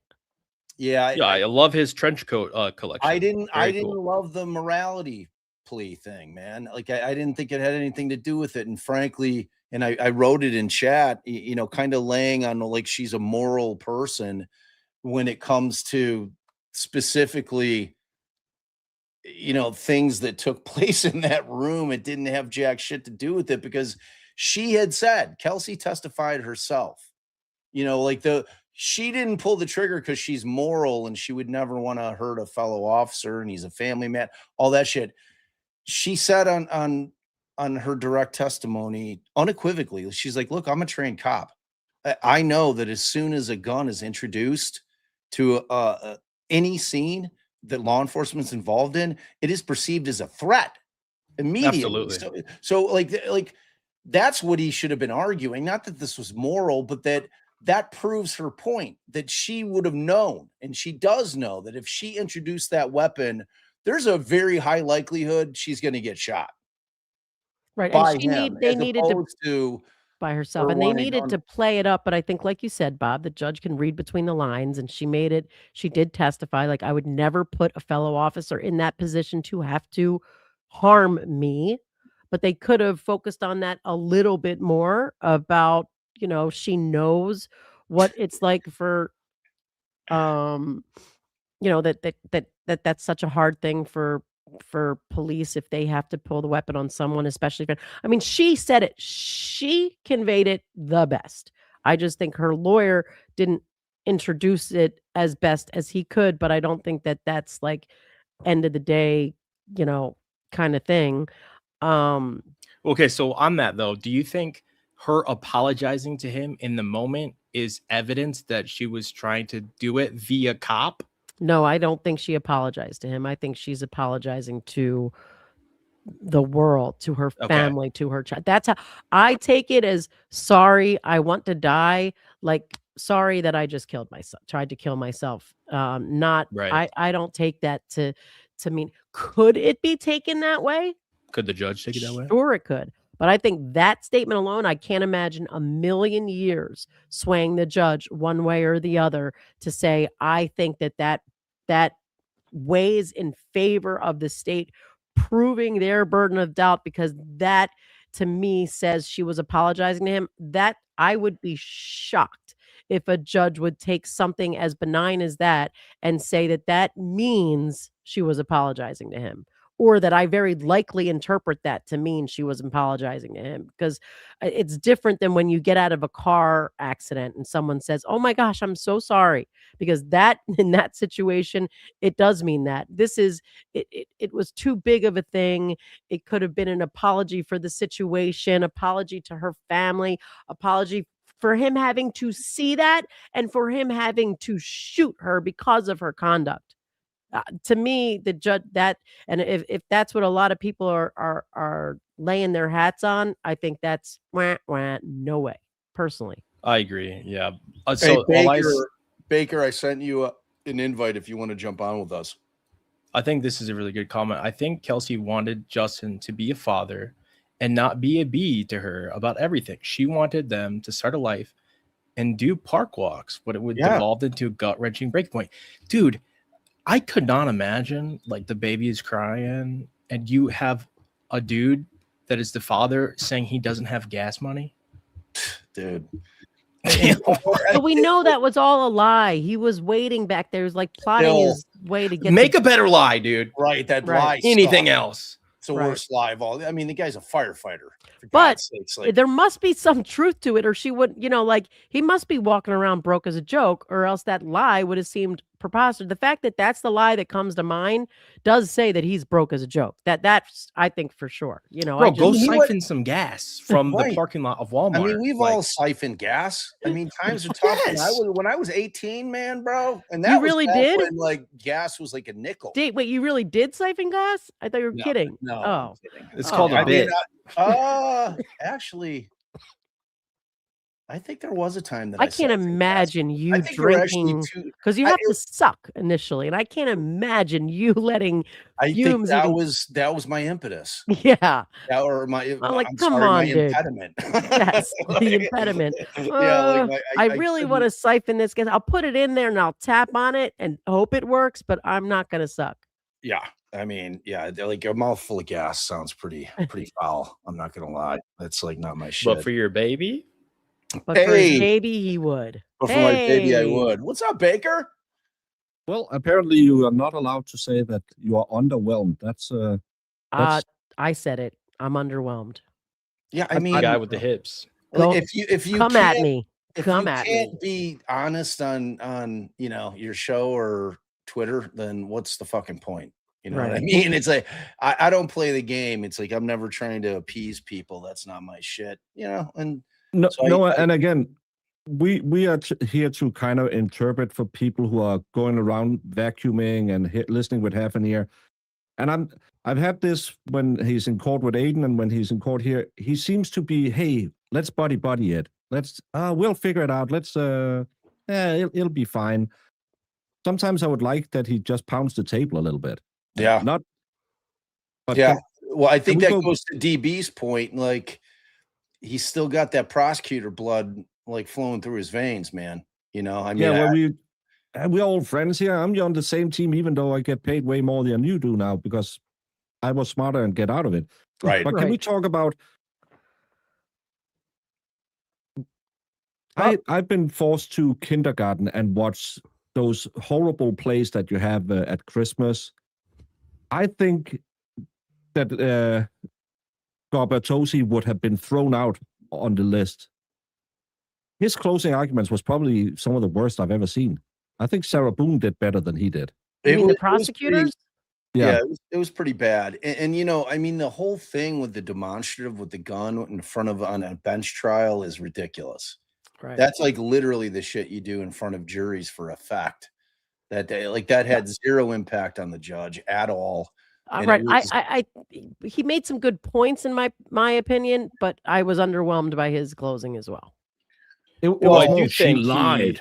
he kind of just when he was demonstrating what happened, he kind of misrepresented what the testimony was and then Bradl didn't explain it to the court very well, which I think then elicited the court saying that racking was not an issue, which I think now the judge is going to try to stick to that in his decision, because he's already locked into it. But basically the Commonwealth attorney just kind of did this little half of a rack backwards and made it seem like it's possible that a round couldn't have been chambered, where I think Noonan said that he wasn't sure if a round was chambered. And it just seems way too granular of a thing to split up when you have a trained SWAT officer that's reacting in real time to go back and say there was 2 racks and all this stuff. I think he's just trying to make up that 4 seconds from when he initially said she pointed at his head and when he shot. And Yeah, it just doesn't seem right. He overplayed his hand, but I thought got some good points in, but overplayed his hand.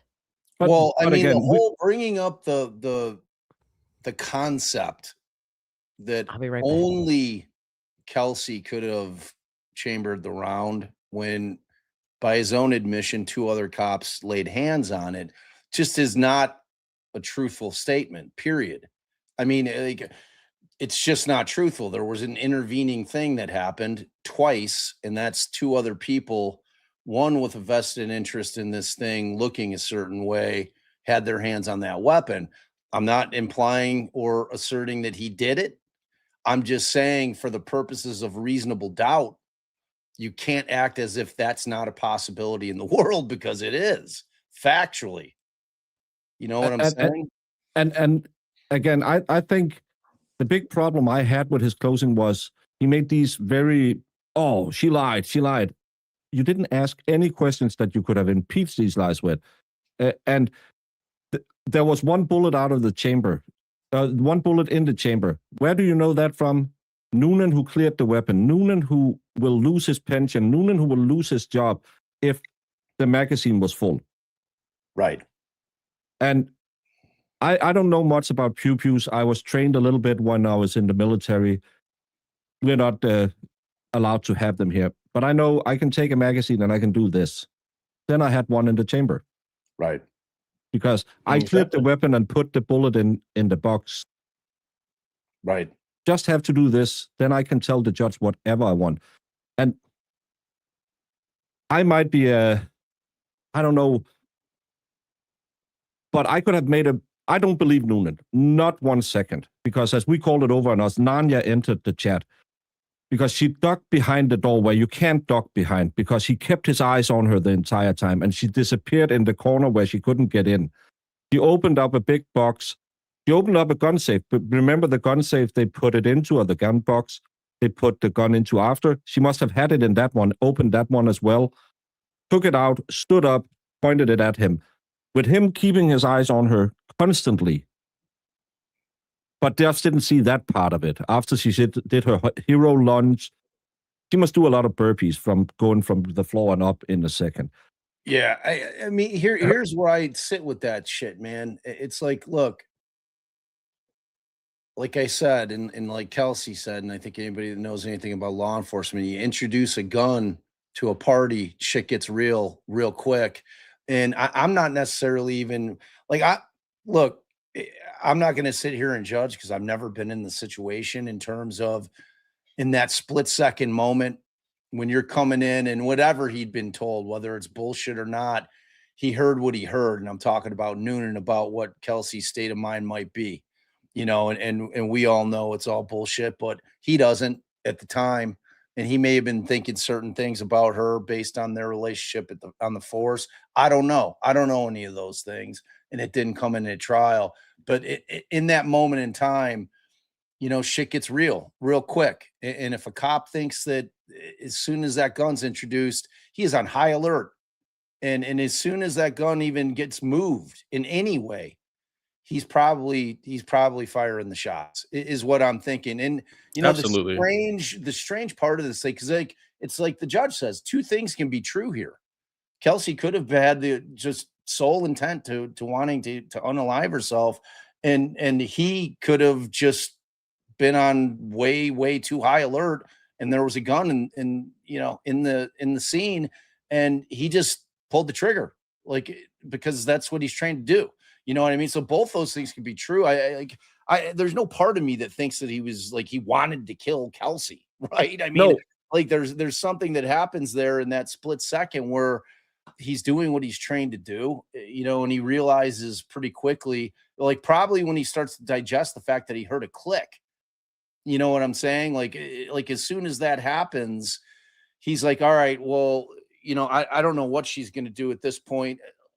It's just, it's hard for me to kind of point the finger at either party. So I don't. What I do is I try to focus on the only thing that matters is what's her intent. Was her intent ever to shoot him? And that I just simply don't believe.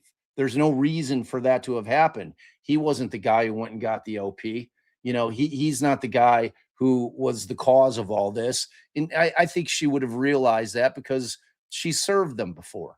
You know what I mean? She's in the industry. She knows what OPs are, and she knows that this was Justin that went and did this.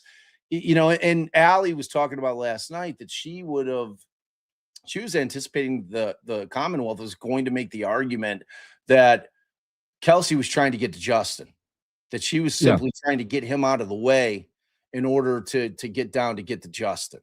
Like, and I'm like, that would be an insane argument to make. She's like, yeah, but I'm like, Ridiculous. She's like, I could see them doing it. And to me, that's just a bridge too far.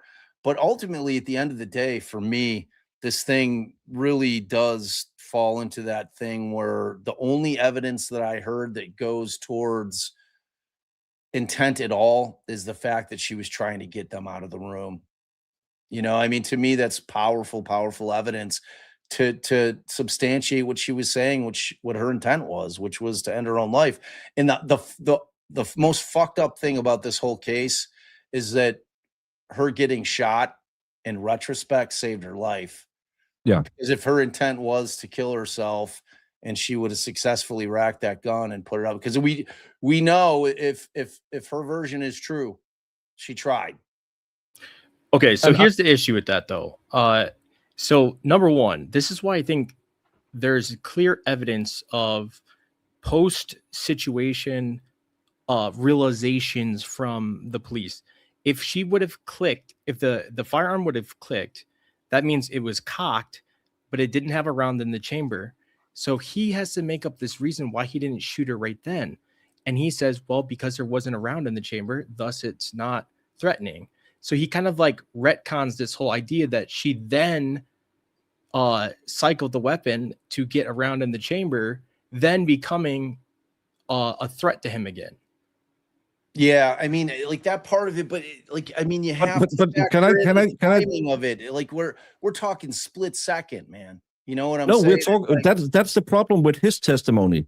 We are talking at least 5 seconds, and his testimony, when we look at it, it just doesn't make sense. He's 1 foot away from you. He's the highest trained police officer that has ever been in Massachusetts. He had the nuclear codes. He ran personal protection from the president, all presidents in the world. He's that guy. He had all of it. John Rambo calls him.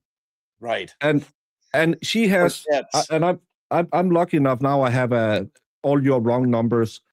So now I know how much a foot is. This is a foot. This is the distance. This 110-pound woman had a weapon that said click. His first action was, I'm going to go into shock. Then I'm letting her traverse halfway through the room, half racking. Then I let her walk further back because you can't shoot a moving target when you are a highly trained cop. What I would have done with my poor training skills from the military is what that ship, punch her straight in the face and land on top of her. Right. I did a different little story today. Justin and the mom is yelling downstairs. He's thinking, we have to secure that situation because I know Kelsey. Kelsey and I were on a really bad call together. I'm kind of like, I tried to be a paternal figure for her because It's really hard. I have a little touch of the PTSD myself. And so I went downstairs just to make sure my colleagues were okay. And then I went up and saw Kelsey again. She stood over by the window, and I could see her hand was up. She had her back turned to me, and I said, "Kelsey," and she turned around, and I saw a firearm in her hand. And I instantly yelled, "Kelsey, don't do it, don't do it." And she went to rack the pistol, and I fired. That would be a good shooting. Right. His whole story about her being Wonder Woman, crunching, jumping, opening a box, flying up, being a foot from him, walking across the room, and racking multiple times, not expending a cartridge. That to me is, I do jury duty. I've been doing it for 16 years.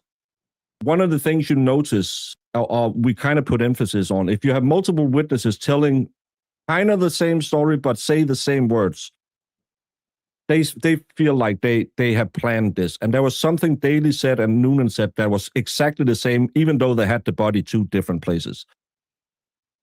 Yeah. But you also notice when they have to color. I actually started tearing up yesterday when the finality, she said, "I just wanted to be alone with my firearm." I started tearing up. You could feel that was exactly what this woman wanted to do. If it's a good or a bad shooting, doesn't really come into that. You know that was what that woman felt. His story, it was always coloring between the points to try and make a story. And when I'm a juror, I see that as, well, that's not as credible as a woman who, she might have fucked up when she said, "I was sitting on the couch when I heard that where my weapon," or "I might have been in the kitchen." Who knows? Who cares in the big overall scheme? These officers didn't do their job and secure the scene. That's what the prosecutor probably should have wondered more about than what Kelsey said to them. But I could have spun a way better yarn of her standing over by the window and trying to unalive herself. And then she cocked it, because his problem is you're not allowed to unalive someone who's trying to unalive themselves. That's right.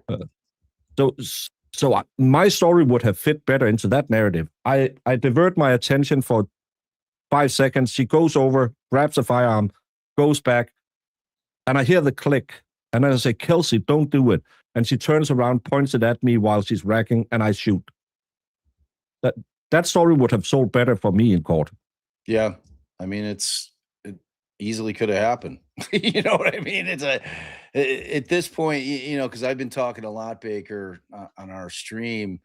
I would have liked to have heard from some kind of false memory or just a memory expert, just for generalizations about how the human mind operates under high stress situations, just to point out the fact that we kind of have to take everybody's version of what happened that day with a grain of salt because of the situation itself. It's like, I tried to do a test. I think it kind of failed, where I was throwing up fingers and seeing if people could remember what they were, because it didn't have the stress factor, and the stress factor is the primary factor here.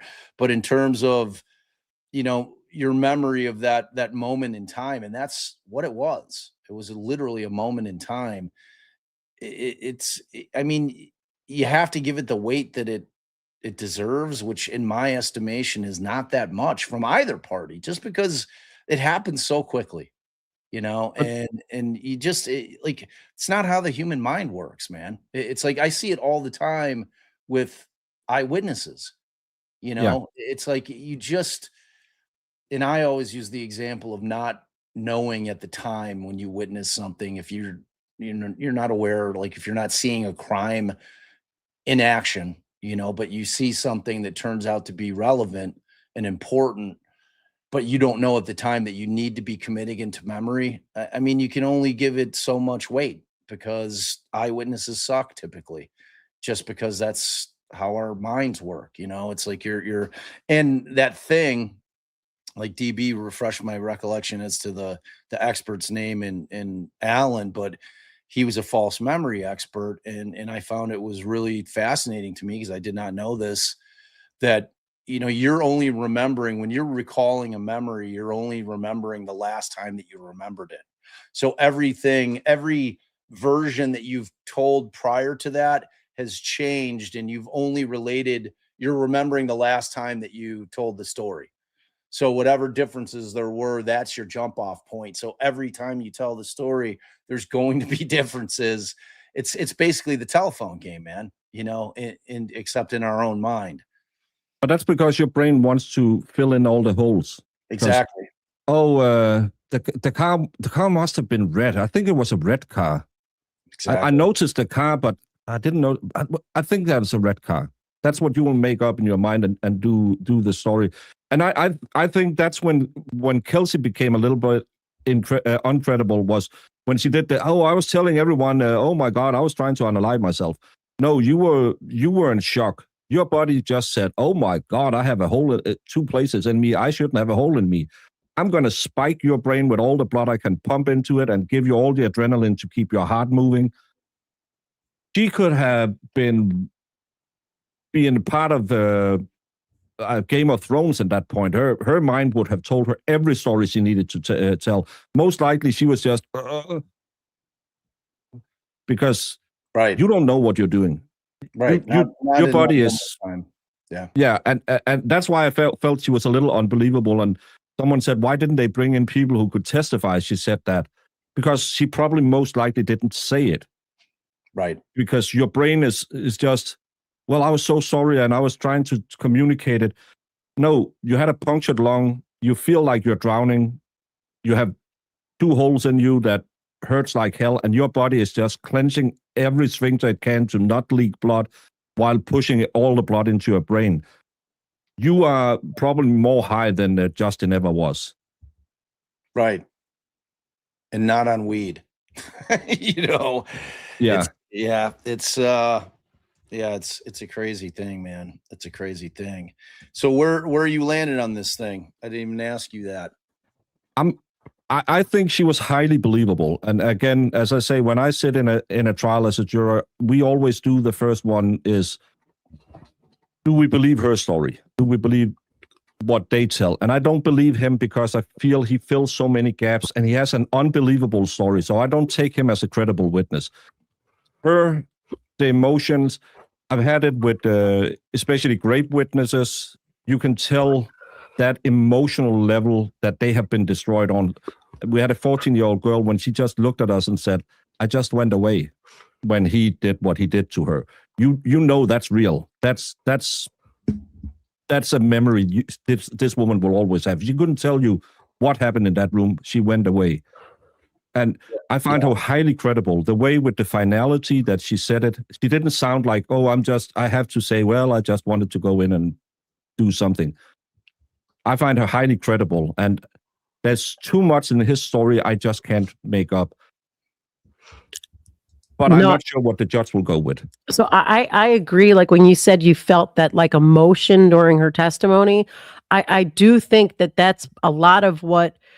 Look, we as lawyers and judges, they see a lot of people testify. We saw Justin testify. Okay, so there are certain things, right or wrong. Maybe we're all being bamboozled, right, somehow, but that come off pure and true and real. And we felt that with Kelsey, and there was emotion there, and I think everyone in the room could feel it.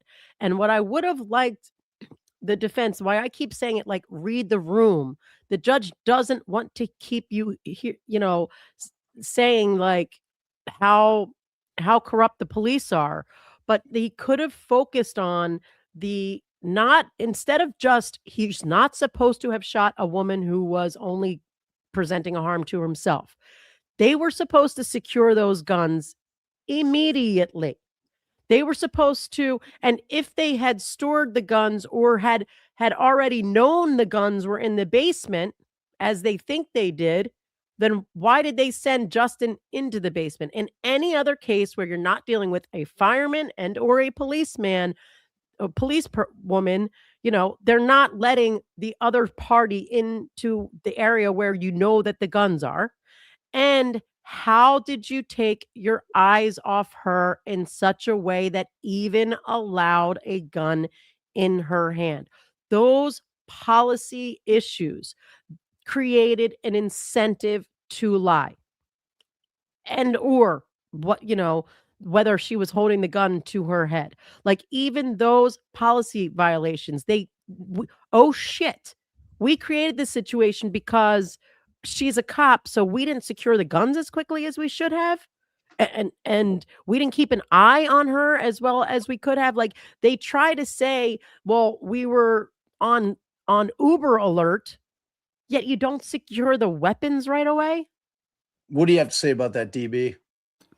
Well, sorry, I was just thumb wrestling Andre the Giant. I missed out in the conversation, but yeah, I think the whole Justin in the basement thing, that doesn't necessarily bother me that much, but there's more. I mean, it's not great, but there's more things about the case, I think, with Noonan's testimony that bothers me. The whole thing is just ridiculous. But yeah, I think the judge is looking for a reason that's foolproof to make a decision.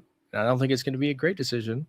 And unfortunately, I think he's going to rely on something that we know there's holes in it. But in the light that he's going to look at it, he think it's insurmountable. And I think that the moralistic argument is shifting your own burden by making you choose between two people's series of events instead of just saying, we don't know. Right. Which is the truth. Right. We don't know. Which is what Bob and I have kind of been screaming all along. You just have to say there's holes in both stories. There's people having to recreate events in their mind. Their own biases go into that recreation. And both, no matter which side you look at this from, you can say both have a motive to lie. How do you balance that when both of your witnesses have potentially, looking at it from one side or the other, the motive to lie? And that's why I say you can even throw in those little things about the officers all know, had they secured the weapons when they should have, this wouldn't have happened, because they would have went in the basement and said, well, the weapons aren't there. So let's get the weapons and let's get them now, Right. And again, I think that the logical inference from the evidence is he did take his eyes off her, or else she would not have gotten the jump on him. You're standing like a foot away from her, and that thing's not flat against the wall where you have to look over. It's jetting out of the wall. So I don't even see how there's any hiding over there at all, that, going behind the door frame. There's nothing to hide there because there's a big old, foot locker that's jetting out that makes it, if you're in front of it, he can see you and you can see him. So I have to go to the bathroom. That's why we introduced Nanya, because she disappeared in front of him. Right. And we now know, because I thought that there was that shoebox on top that they placed there after, but she has to open up that green box. Right. Open up the black box they store the weapon in. Take it out, stand up, and have it a foot in front of him. Right. Too many things could have happened for you to not have turned your back on him. And those are the kind of things that I would have focused on. And I thought, did the prosecution not make the argument that she was trying to get to Justin, and maybe she was going to go past every bun to get there? They did make that argument. So, and it's like, I don't know. I mean, DB, I think there is a risk for what you are saying, but I hope that, like Bob's whole position, that even if things weren't spelled out the way they should have or could have been to this judge, that he's going to see it, and he's going to get there, because I don't even know. Does anyone remember if he mentioned the words that this is supposed to be the coolest cucumber, like you say, like the Rambo of all? Rambo calls him for help, that he missed the first shot? Because right or wrong, because I know some people said something like, I think some people said that Ian said, yeah, he could have actually missed that shot.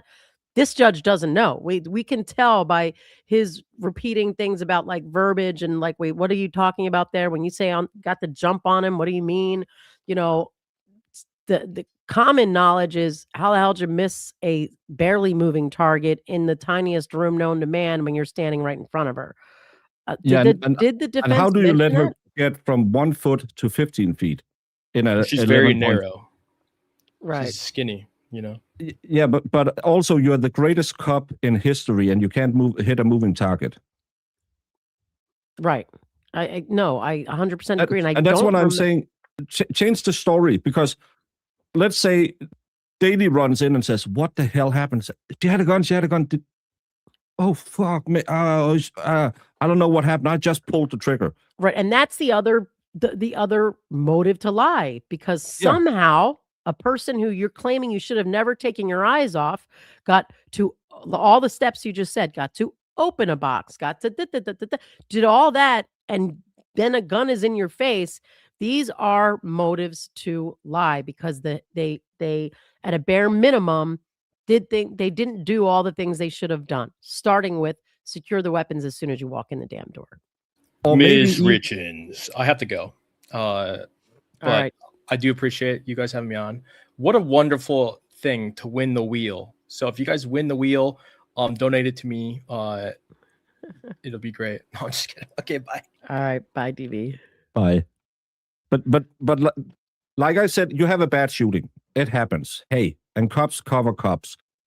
Why don't you say, I was focused on what went on downstairs, and then I walked in while she was doing that and turned around. But also, you're the greatest cop in history. You have been told. You even said it. We're going to section her. So you're already knowing this woman is potentially a big problem. I have seen enough taser videos to know in normal traffic stop, they say, for your safety and my safety, I'm just going to give you some jewelry. Why didn't they just give her a little piece of jewelry and say, until Justin has picked up the baby, we're going to take you out to the squad car, or we're going to bring the baby out, or we're going to sit you on the couch and make sure he doesn't come into the room. But we're just gonna put on some jewelry while Justin is here and the baby is being delivered. I They mean, do it for a traffic stop. They do it all the time. But even worse than that, in my opinion, is they could have asked her to come to the station. She was already there with her baby. They could have made up an excuse and said, I mean, they could have very well said, we need you to come get X, Y, and Z, plus Officer so-and-so is hoping to see the baby again anyway. You know what I mean? They could have made any sort of excuse to get her into the station. And that, to me, is so outrageous that they did it this way when they claim their information had her off her whacker. You know, she's out of her mind. She's going to kill everybody. You know, like it defies logic as to why they didn't just say, come back to the station. It sounds like you forgot your radio this morning. No, I didn't want it because I was going to meet Justin. Well, we need you to have the radio because we might need you. Well, I'm going up to the land. Well, can you just come pick it up because we just want to make sure everything is okay. Right. Okay, I'll drive by on my way out. Right. Yeah. Because she has the baby in the car. All right, so I got this wheel set up. If you're late to the party, this is going to be your last chance. If you want a chance, and if you win the wheel, you got a PayPal that you got to add to the wheel. Tracy just said. I got it, Mark Yep. Cunningham. I saw Okay. it. So, you're allowed to gift your wheel spot away. Hey, did we hit 50? Yeah. All right. Yeah. I mean, Bravo, not on the people. goal, like the goal, but the Venmos and all the other stuff. Yeah, we hit it. So I did better than you. Got it. Okay. You definitely did better. Like if I were looking at the, You're a better grifter than he is. yes, she's, And I hate the grift. No, I hate the grift. I love the grift. The grift is just fabulous. But like I'm gonna fire this thing up, and the winner is gonna come on with us, talk some shit, have some fun. We'll hear your thoughts. All right, so let me pull this guy up. I'm gonna jump off and make some dinner at 7:30 here, 5:30 Wow. here. So do it. Thanks, thank Baker. you so much for the invite, and Thanks so for nice to joining meet you. I think this is the first time we have officially met. No, I think we have met before. No, I think you ducked out when I have your husband on. No, maybe did we meet on Runkle? Maybe. I thought I came on to you I think we were on with something else together, but just in case not, it's great meeting you, and thanks for coming on. We will probably do it again some other time. I'm sure. Indeed. Have Bye-bye. fun. All right, brother. Be Bye. good. All right, see ya. While you're putting it up, I don't know where you left on all these. We still have to go through all these. We got to go through, and we will go through all the supers and all the Venmos because we love reading your comments. So we'll give those the love they deserve. All right. Can you guys see the wheel? All I right, see the wheel. Let me blow Let it me up a take little bit. let me take the comment off so people. Oh, there it is in all its wheel glory. All right. So just so we're clear, the winner of the wheel will be sent an invite. So you're gonna, Tracy, throw the True Crime Podcast Gmail up so that we know who to send it to. So you guys will email to us so that we have your email so we can send you the invite so you could jump on with us. Oh, MB, I'll add you on. I see you. I see you. I'm looking for any last minute dips. Oh, yeah, let's see. Okay. All right. I just don't know if where we stopped on the thing. Like, did we thank Cleo Goodwin, member for 2 months? Thanks for your continued support. And Dandy Beemore, super sticker. Thank you. You're on the wheel. We definitely talked to Too Old for This. Glad I got it. My brain fired on all cylinders for that. Pretty good. It is. It's pretty obvious too. I'm like, told for this. Yeah, wait, let me see. Yeah, you're on there, Iceman. I never forget you, man. How can we forget you, Iceman? Because Never- whenever we have you on, I'm gonna let it it's spin like around so y'all can take a peek at it. we don't know assuming you what can could see come it. up. Make sure your name's on there because I certainly don't want to miss anybody. Is Dog Grooming Danny on there? Yes, he is, because he gifted 5. That's a she. Or she, sorry. I'm the worst. I mean, up here comes Iceman. Boop. Just went right by. Did you see that, Iceman? Thank you for your generosity. Classic Overthinker, member for 11 months. And thanks for giving us the heads up that Sleuthy also texted me around this same time. Judge Erskine is waiting for a link. Wait. No, that was this morning. Oh yeah. Oh yeah. Oh yeah. All right, Foof Girl, I see you. You've been seen. Ginger says, best coverage right here. Adding in the judge is the special sauce. Thank you. Yeah, she's been phenomenal. And we got some new members. We've got Bay Harbor Beauty Shop and Montana Little Montana. What do they get, babe? Family hugs is what they get. Yes, they do. Indeed. Maybe Megan, maybe not. Member for 6 months. Thanks for your continued support. Thank you both. And Judge E for covering this. Wonderful. Thank you. Spitfire, 24 months. Chew, OG. Who dis? Did you give the love? Let me see. You don't get on just for your good looks. No, I think who dis might have. Let me see. Could have been yes. Check your Venmos. Check your. I don't see who dis. Let me see. I'm looking.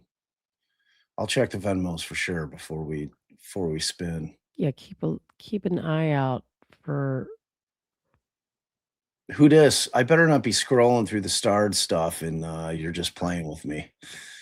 It's gonna be some real trouble then. Real trouble. But Spitfire wants to know, how's that 2-year badge coming along, Bob? Yeah, she's at 24 months. Hey, gee, Spit, didn't you see me struggling just to make the Kelsey, which nobody used today? Nobody used the Kelsey emoji. I'm extremely disappointed in all of you. Do you have M.A. Baines on there? M.A. Baines. Let me see. I should. Tracy went in and yeah, we got M.A. Baines is not on there once, but twice because of that hefty dono. Thank you. Much love from Michigan. Appreciate all you do. Well, thank you. Leslie Sterling, put me on the wheel. You're on the wheel. Love you guys. And thanks for your generosity. Donnie Not Wahlberg. Is Donnie Not Wahlberg on the wheel? Oh, yeah, I see her. Gifted 5 Defense Diaries podcast memberships. Thank you. Love it. I know that Casey at Bat didn't want to come on, but Is she on the Casey, you can wheel? give it away. She is on the wheel. You're on the wheel. Gets no choice in the matter. Oh, I just but saw your name you can a couple times. you can gift it. You can gift it You can away. gift it. You can gift it. You definitely gift it away. But thank you. So she says, I don't want to come on the show. Support your channel. I love due process. Well, we appreciate you. Dorothy says, Mark Betterow in court today and Noonan with 15 other law enforcement per X. I popped that up earlier because at Dread kind of said the same thing. Thanks, at Dread. Good morning, Bob, Allie, and Judge Erskine. There was like 20 cops entering the courthouse this morning on Jess Mikado's live. Yes, strong show of force in there. No question about it. South of history, love, law, and judicial awe. Oh, that's so cute. Look at that. Look at you. I see you. Fantastic start to the day. Thank you. Thank you. Love it. Let's see. Is Just South? Yeah, Just South's on there. Girl Soul 11. I got you. I see you too. You're on David the wheel. McIntosh says, really enjoying the coverage from Scotland. Keep Love it up, it. troops. Kisses or hugs. Are those the kisses or the hugs? You know, the X's should be the hugs because they're X's and it's like, and a kiss is like, so I'm going to go with that's a hug. But Don't fear the wheel. Don't fear the wheel. Justin, you're a loser, guy. You're a loser. Okay? Loser. Loser. And I Yes. got a number. Imagine if Kelsey could have passed away. We would never have known all of this. Kelsey deserves a great life. She will be an asset to her career of choice. Yes, very, very good words, kind words, good point. Thank you. At For Dread says, all that training and still missed one of two shots. Yuppers. Yuppers. Candle Rush, new member. What's Candle Rush get, babe? Aw, family hug. Love it. Melanie Parker. He said, she said equals reasonable doubt. That is the hope, Melanie. That is the hope. 100%. Cleo Goodwin says, I love listening to your show. I have never found an attorney that I could afford that would put in any effort to make a case for my son. That is a sad, sad state of affairs, and I'm sorry Indeed. that you're going through that. Is Fanny Johnson on the wheel? Gifted 10 Defense Diaries memberships. Oh, yeah. There she just went by once. Okay. I'm sure she's on a couple of times. All right. Thank you for your generosity. At For Dread comes back again. The Commonwealth didn't cross her on it. So how can they use it? So and there's some points to a lot of that, but there's also you only have to get out as much that allows you to raise a reasonable inference from the evidence without they don't have to. And I don't know, there could have been numerous things that you were referring to right then, but we know they didn't challenge a lot of her testimony, but there's other part of her testimony that even if they didn't cross her on it, they can make reasonable inferences from. So I found some of it inappropriate, but some of it all right, just depending on which thing we were talking about at the time. So sorry about that, at For Dread. That's the best I got for you. Or babyish, I see you. You were on the wheel. And remember, if you win the wheel and you're like, oh, I don't have my face on, or Verdict at 1:30. I'm like, oh, Lordy. Are we gonna take an hour off? Yeah, I'm gonna eat lunch. So we could do it either one of two ways. We could do the wheel spin now. Do it now so the person can get ready. That's my opinion. So you can get ready. Yeah. Put your face on. I got to comb keep your going. hair. Boris, thank you for your support for 11 months. And Joey Perry Golson, question for the judge. All right, can we flag this and remember this? Oh, I think she did kind of answer this though, because she said what she actually said she wasn't sure what this judge might do. She would find not guilty, and at least she gave what she thought this judge's reasonings would be if he came back with a not guilty, how he would explain the reason behind his verdict. And thank you for your generosity. I know I touched this, not a silly question. Who dis? You on the wheel? I see you. Yeah. Casey, I think it was Casey won the wheel. On Yes, Monday. Casey. Yeah. Kelsey. Was it another Kelsey? Was it the Kelsey? No, but I think I Was she remember us sitting saying at the table and I like on her phone, like think I watching remembered us online? saying that it wasn't Casey, that it was Kelsey, like the other Kelsey. Oh, I'm looking at it. it's Yes, Kelsey. Kelcee. Kelsey Rankin, Kelcey. And Karma, thanks for your generosity. For 1983, think Tully and Proctor on a personal level. Yeah, right. All right, I'm going in and changing the time for the. I had it set for 2, so. All right. Noro Nanny became a new member. Welcome. Thank you. Family hug. Aw, family hug. There you go. Montana Lil. How do you think the situation, case, and narrative had been if Kelsey was a male officer? I mean, it's a damn good question, and it begs the question. Like I'm thinking while the judge was talking, I mean Judge Erskine, about what happened with,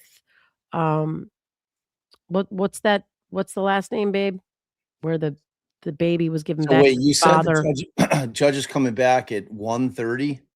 Yeah, that's what Tracy just said. But Okay. what case was it that the judge handled the adoption of the brother for, where the father was beating the kid until Montgomery. Adam Montgomery case. Harmony Montgomery. Harmony? Okay. That Harmony was given back to a potentially abusive parent at the time, an alleged abusive parent, and then ends up being just beaten and battered to death. And like, why did that child go back to her father? You know, it's weird because it used to think that moms sort of got the upper hand, sort of the benefit in those kinds of cases, and yet you see certain jurisdictions where that's not the case. And you know, if this was a male, I think we would be looking at a completely different narrative. What it would be, I can't say, but there is no doubt that the attractive female young officer in the station, it was already somehow a thing, you Oh, know, big yawn. already somehow a thing that was going on behind the scenes with this, with men thinking that she's flirting with them, or she's too, like, who knows what, but you know, and men anytime think an attractive woman looks at them, that they're doing something, that woman's doing something wrong. She's trying to entice him. She's trying to flirt with him. She's trying to do something. She's up to no damn good. You see how she looked at me with those, uh, what's that song? Something eyes. I can't think of the word, but Betty what they Davis say. eyes? Betty Davis. Well, that is a song, yeah, but no, Oh, yeah. Oh, I'm yeah, tr that's a song. I was trying to think of like a term of art. Alexandra Gonzalez, I see you. You're on the wheel, girl. All right. We got Chicago Marie. Thank you. Great coverage, and I do appreciate Judge Erskine's analysis. Yes, so do we. So Moet. Tracy does need a raise. You ain't never lied, girl. What happens to a plaintiff for misleading the court and the cops? How will the family court remedy the situation? Appreciate the show. I thought that was a very good and very strong point that Bradl was making, that the prosecution made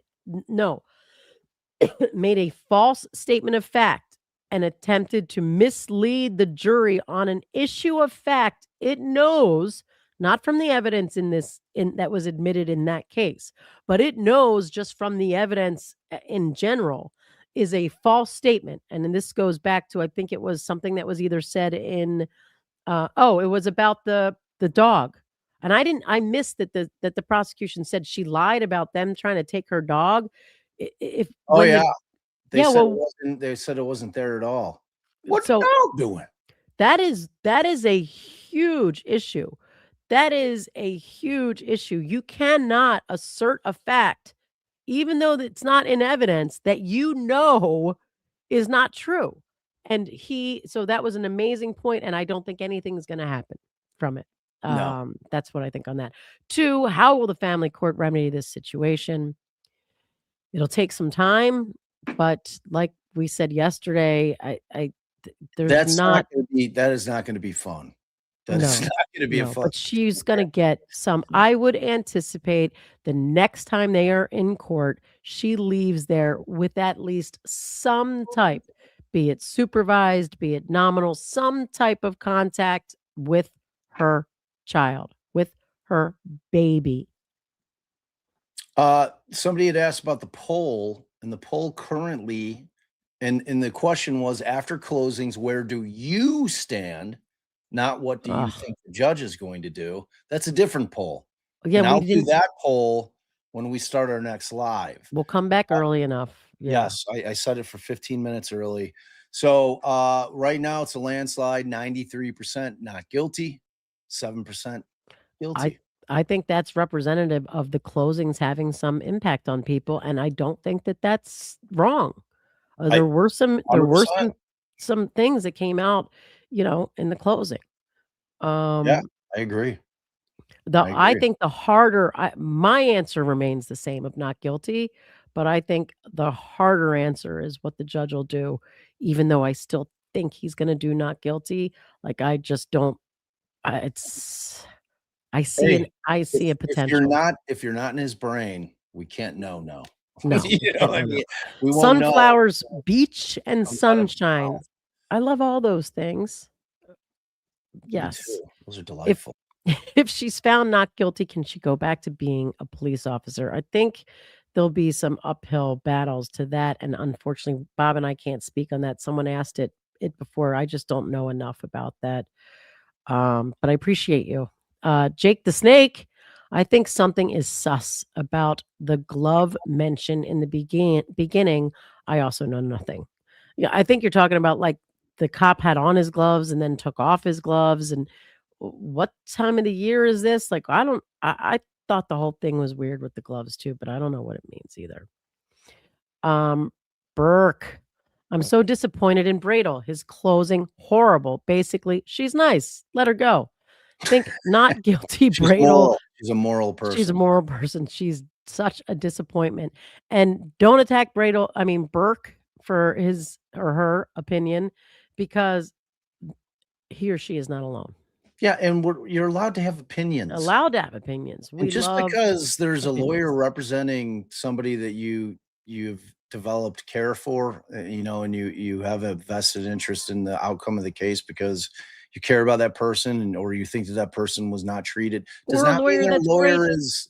Does not mean that their lawyer is spectacular. Thank you for allowing me to finish. Well, I was just gonna say, and who might be great in many other scenarios, doesn't mean he was spectacular in this. Every lawyer has their off days. That's just facts.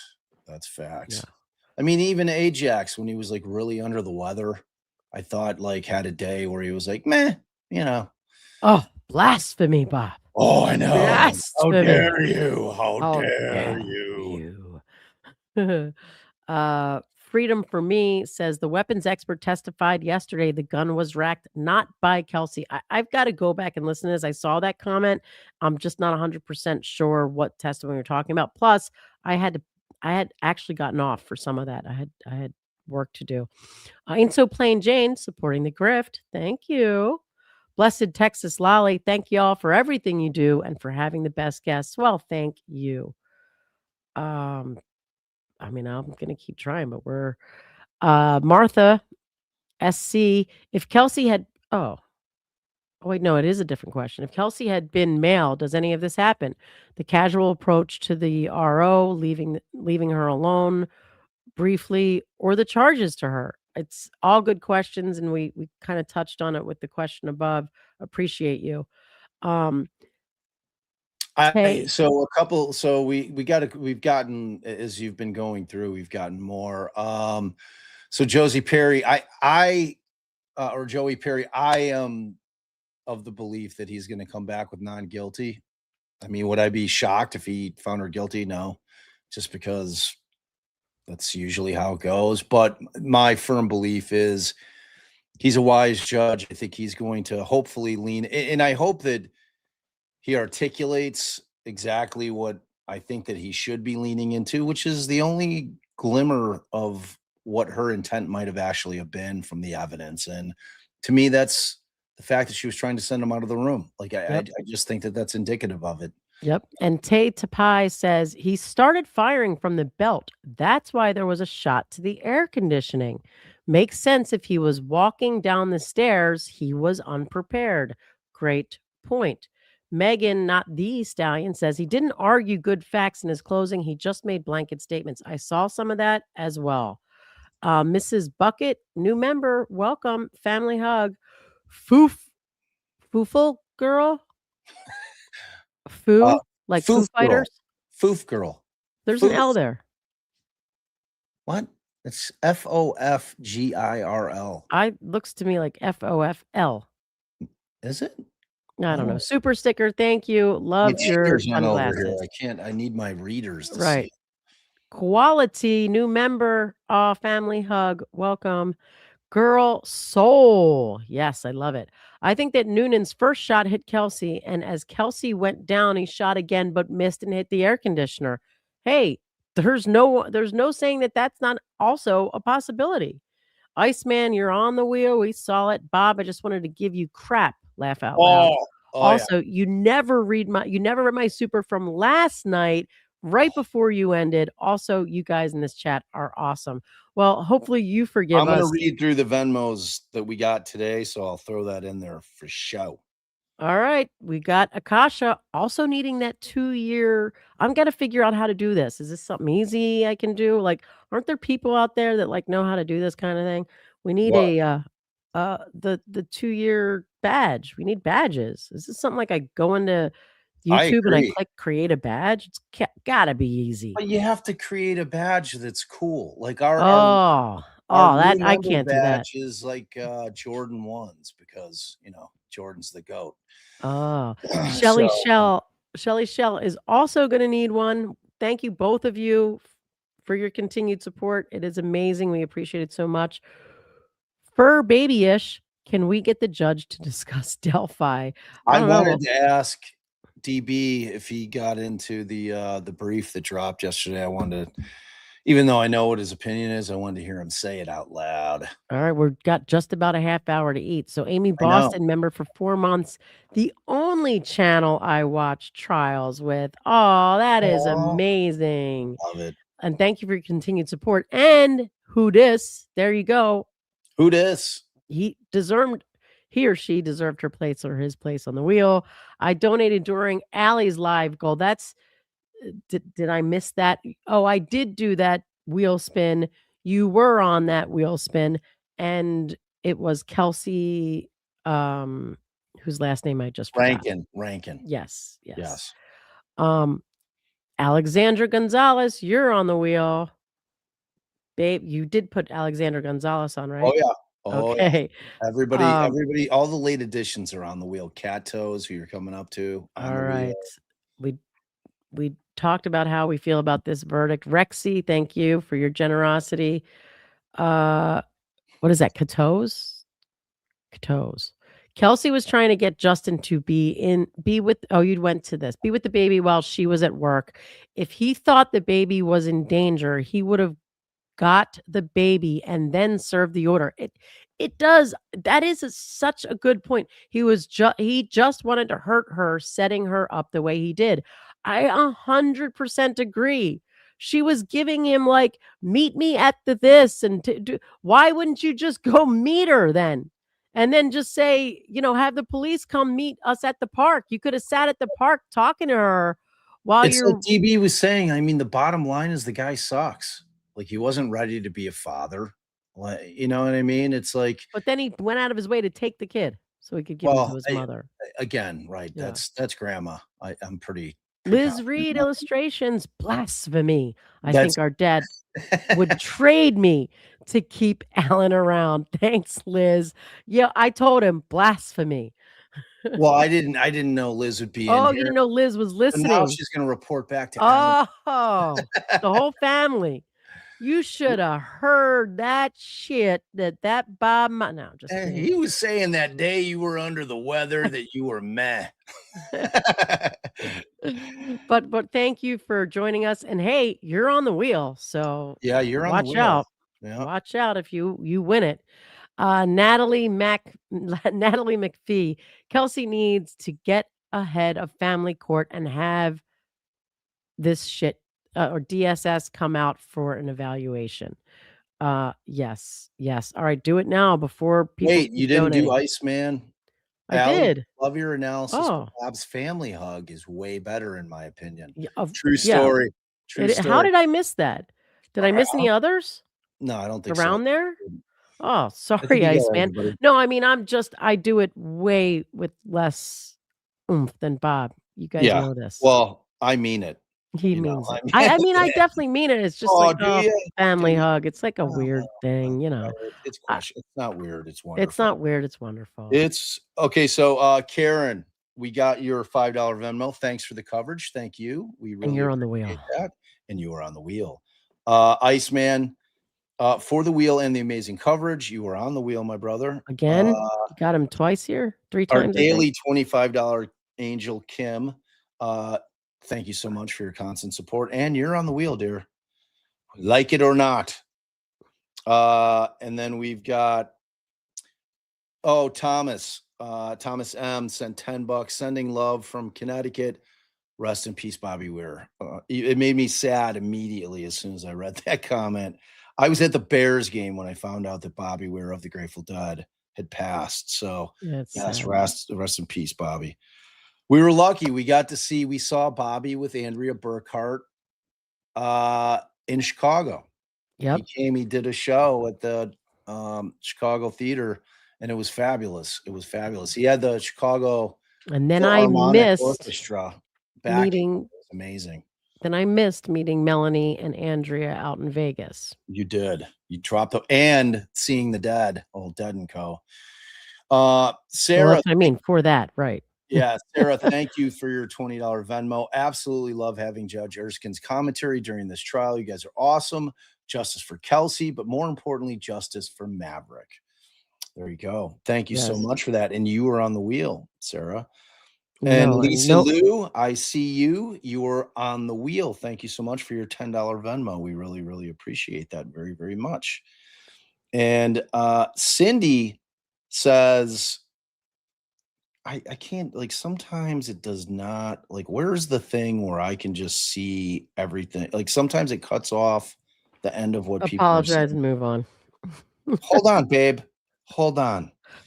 Well, I'm going to read the bulk of it. I believe Kelsey, she was amazing yesterday. I think Noonan was counting on Kelsey not remembering the details of what happened and created his story to benefit him, not Kelsey. Not guilty. I'm guessing that's what it is because I can't see the bottom of it. Right. Thank you, Cindy. And you were on the wheel. And then Julie N., you guys rock. Thank you for your $25 Venmo. We really, really appreciate that.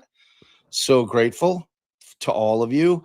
And then Pam, I see you from Pam B. I'm throwing you on the wheel. And make sure Iceman was on there multiple times. Wait. And I promised I would read Iceman's from yesterday. And then but pop Iceman on again because I only see him once. I shall. Should Iceman, are you sure that it was yesterday? I'm not seeing you yesterday. Well, we'll look for it on the break. Sometimes Iceman does PayPal though too.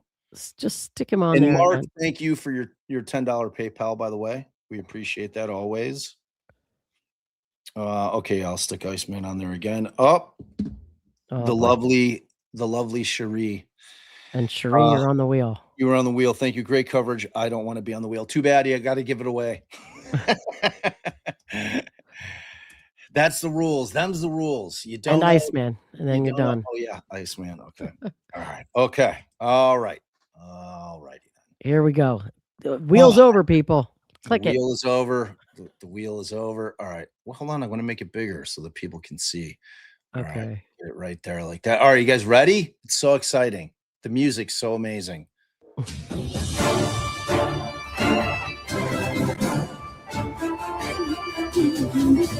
Round and round it goes. Where it stops, nobody knows. Young Cryford busts Texas Casey the Bat, Cindy S. Wait, which is it? Oh, Montana Lil. Congratulations. You are the big winner. You have 15 to 20 minutes of glory on the stream with the Matas to talk about anything you want, and I mean anything. So, all right, here's the deal. You got to, Montana, if you're in here, we're going to put you on the next live before we get to the verdict. We're going to be coming on a little bit early. We'll have you on with us. So you need to email a true crime podcast at gmail.com so that we have your email address so that we can email you the invite to the show. You'll come backstage, get yourself all gussied up, looking good, get your throat working, do You your can mouth turn your exercises. camera off if you so insist, like DB hiding behind his. Yeah, I mean, that's what he does, though. That's like his move. Yeah. Like to not have him do that would be Weird. equally mysterious. I love the mystery of DB. It's fabulous. All right, so congratulations, Montana. Thank you all for your incredible generosity. We are so very appreciative of you. Mods, you're the best in the business. We've got the best chat in the land for a reason, and it's y'all.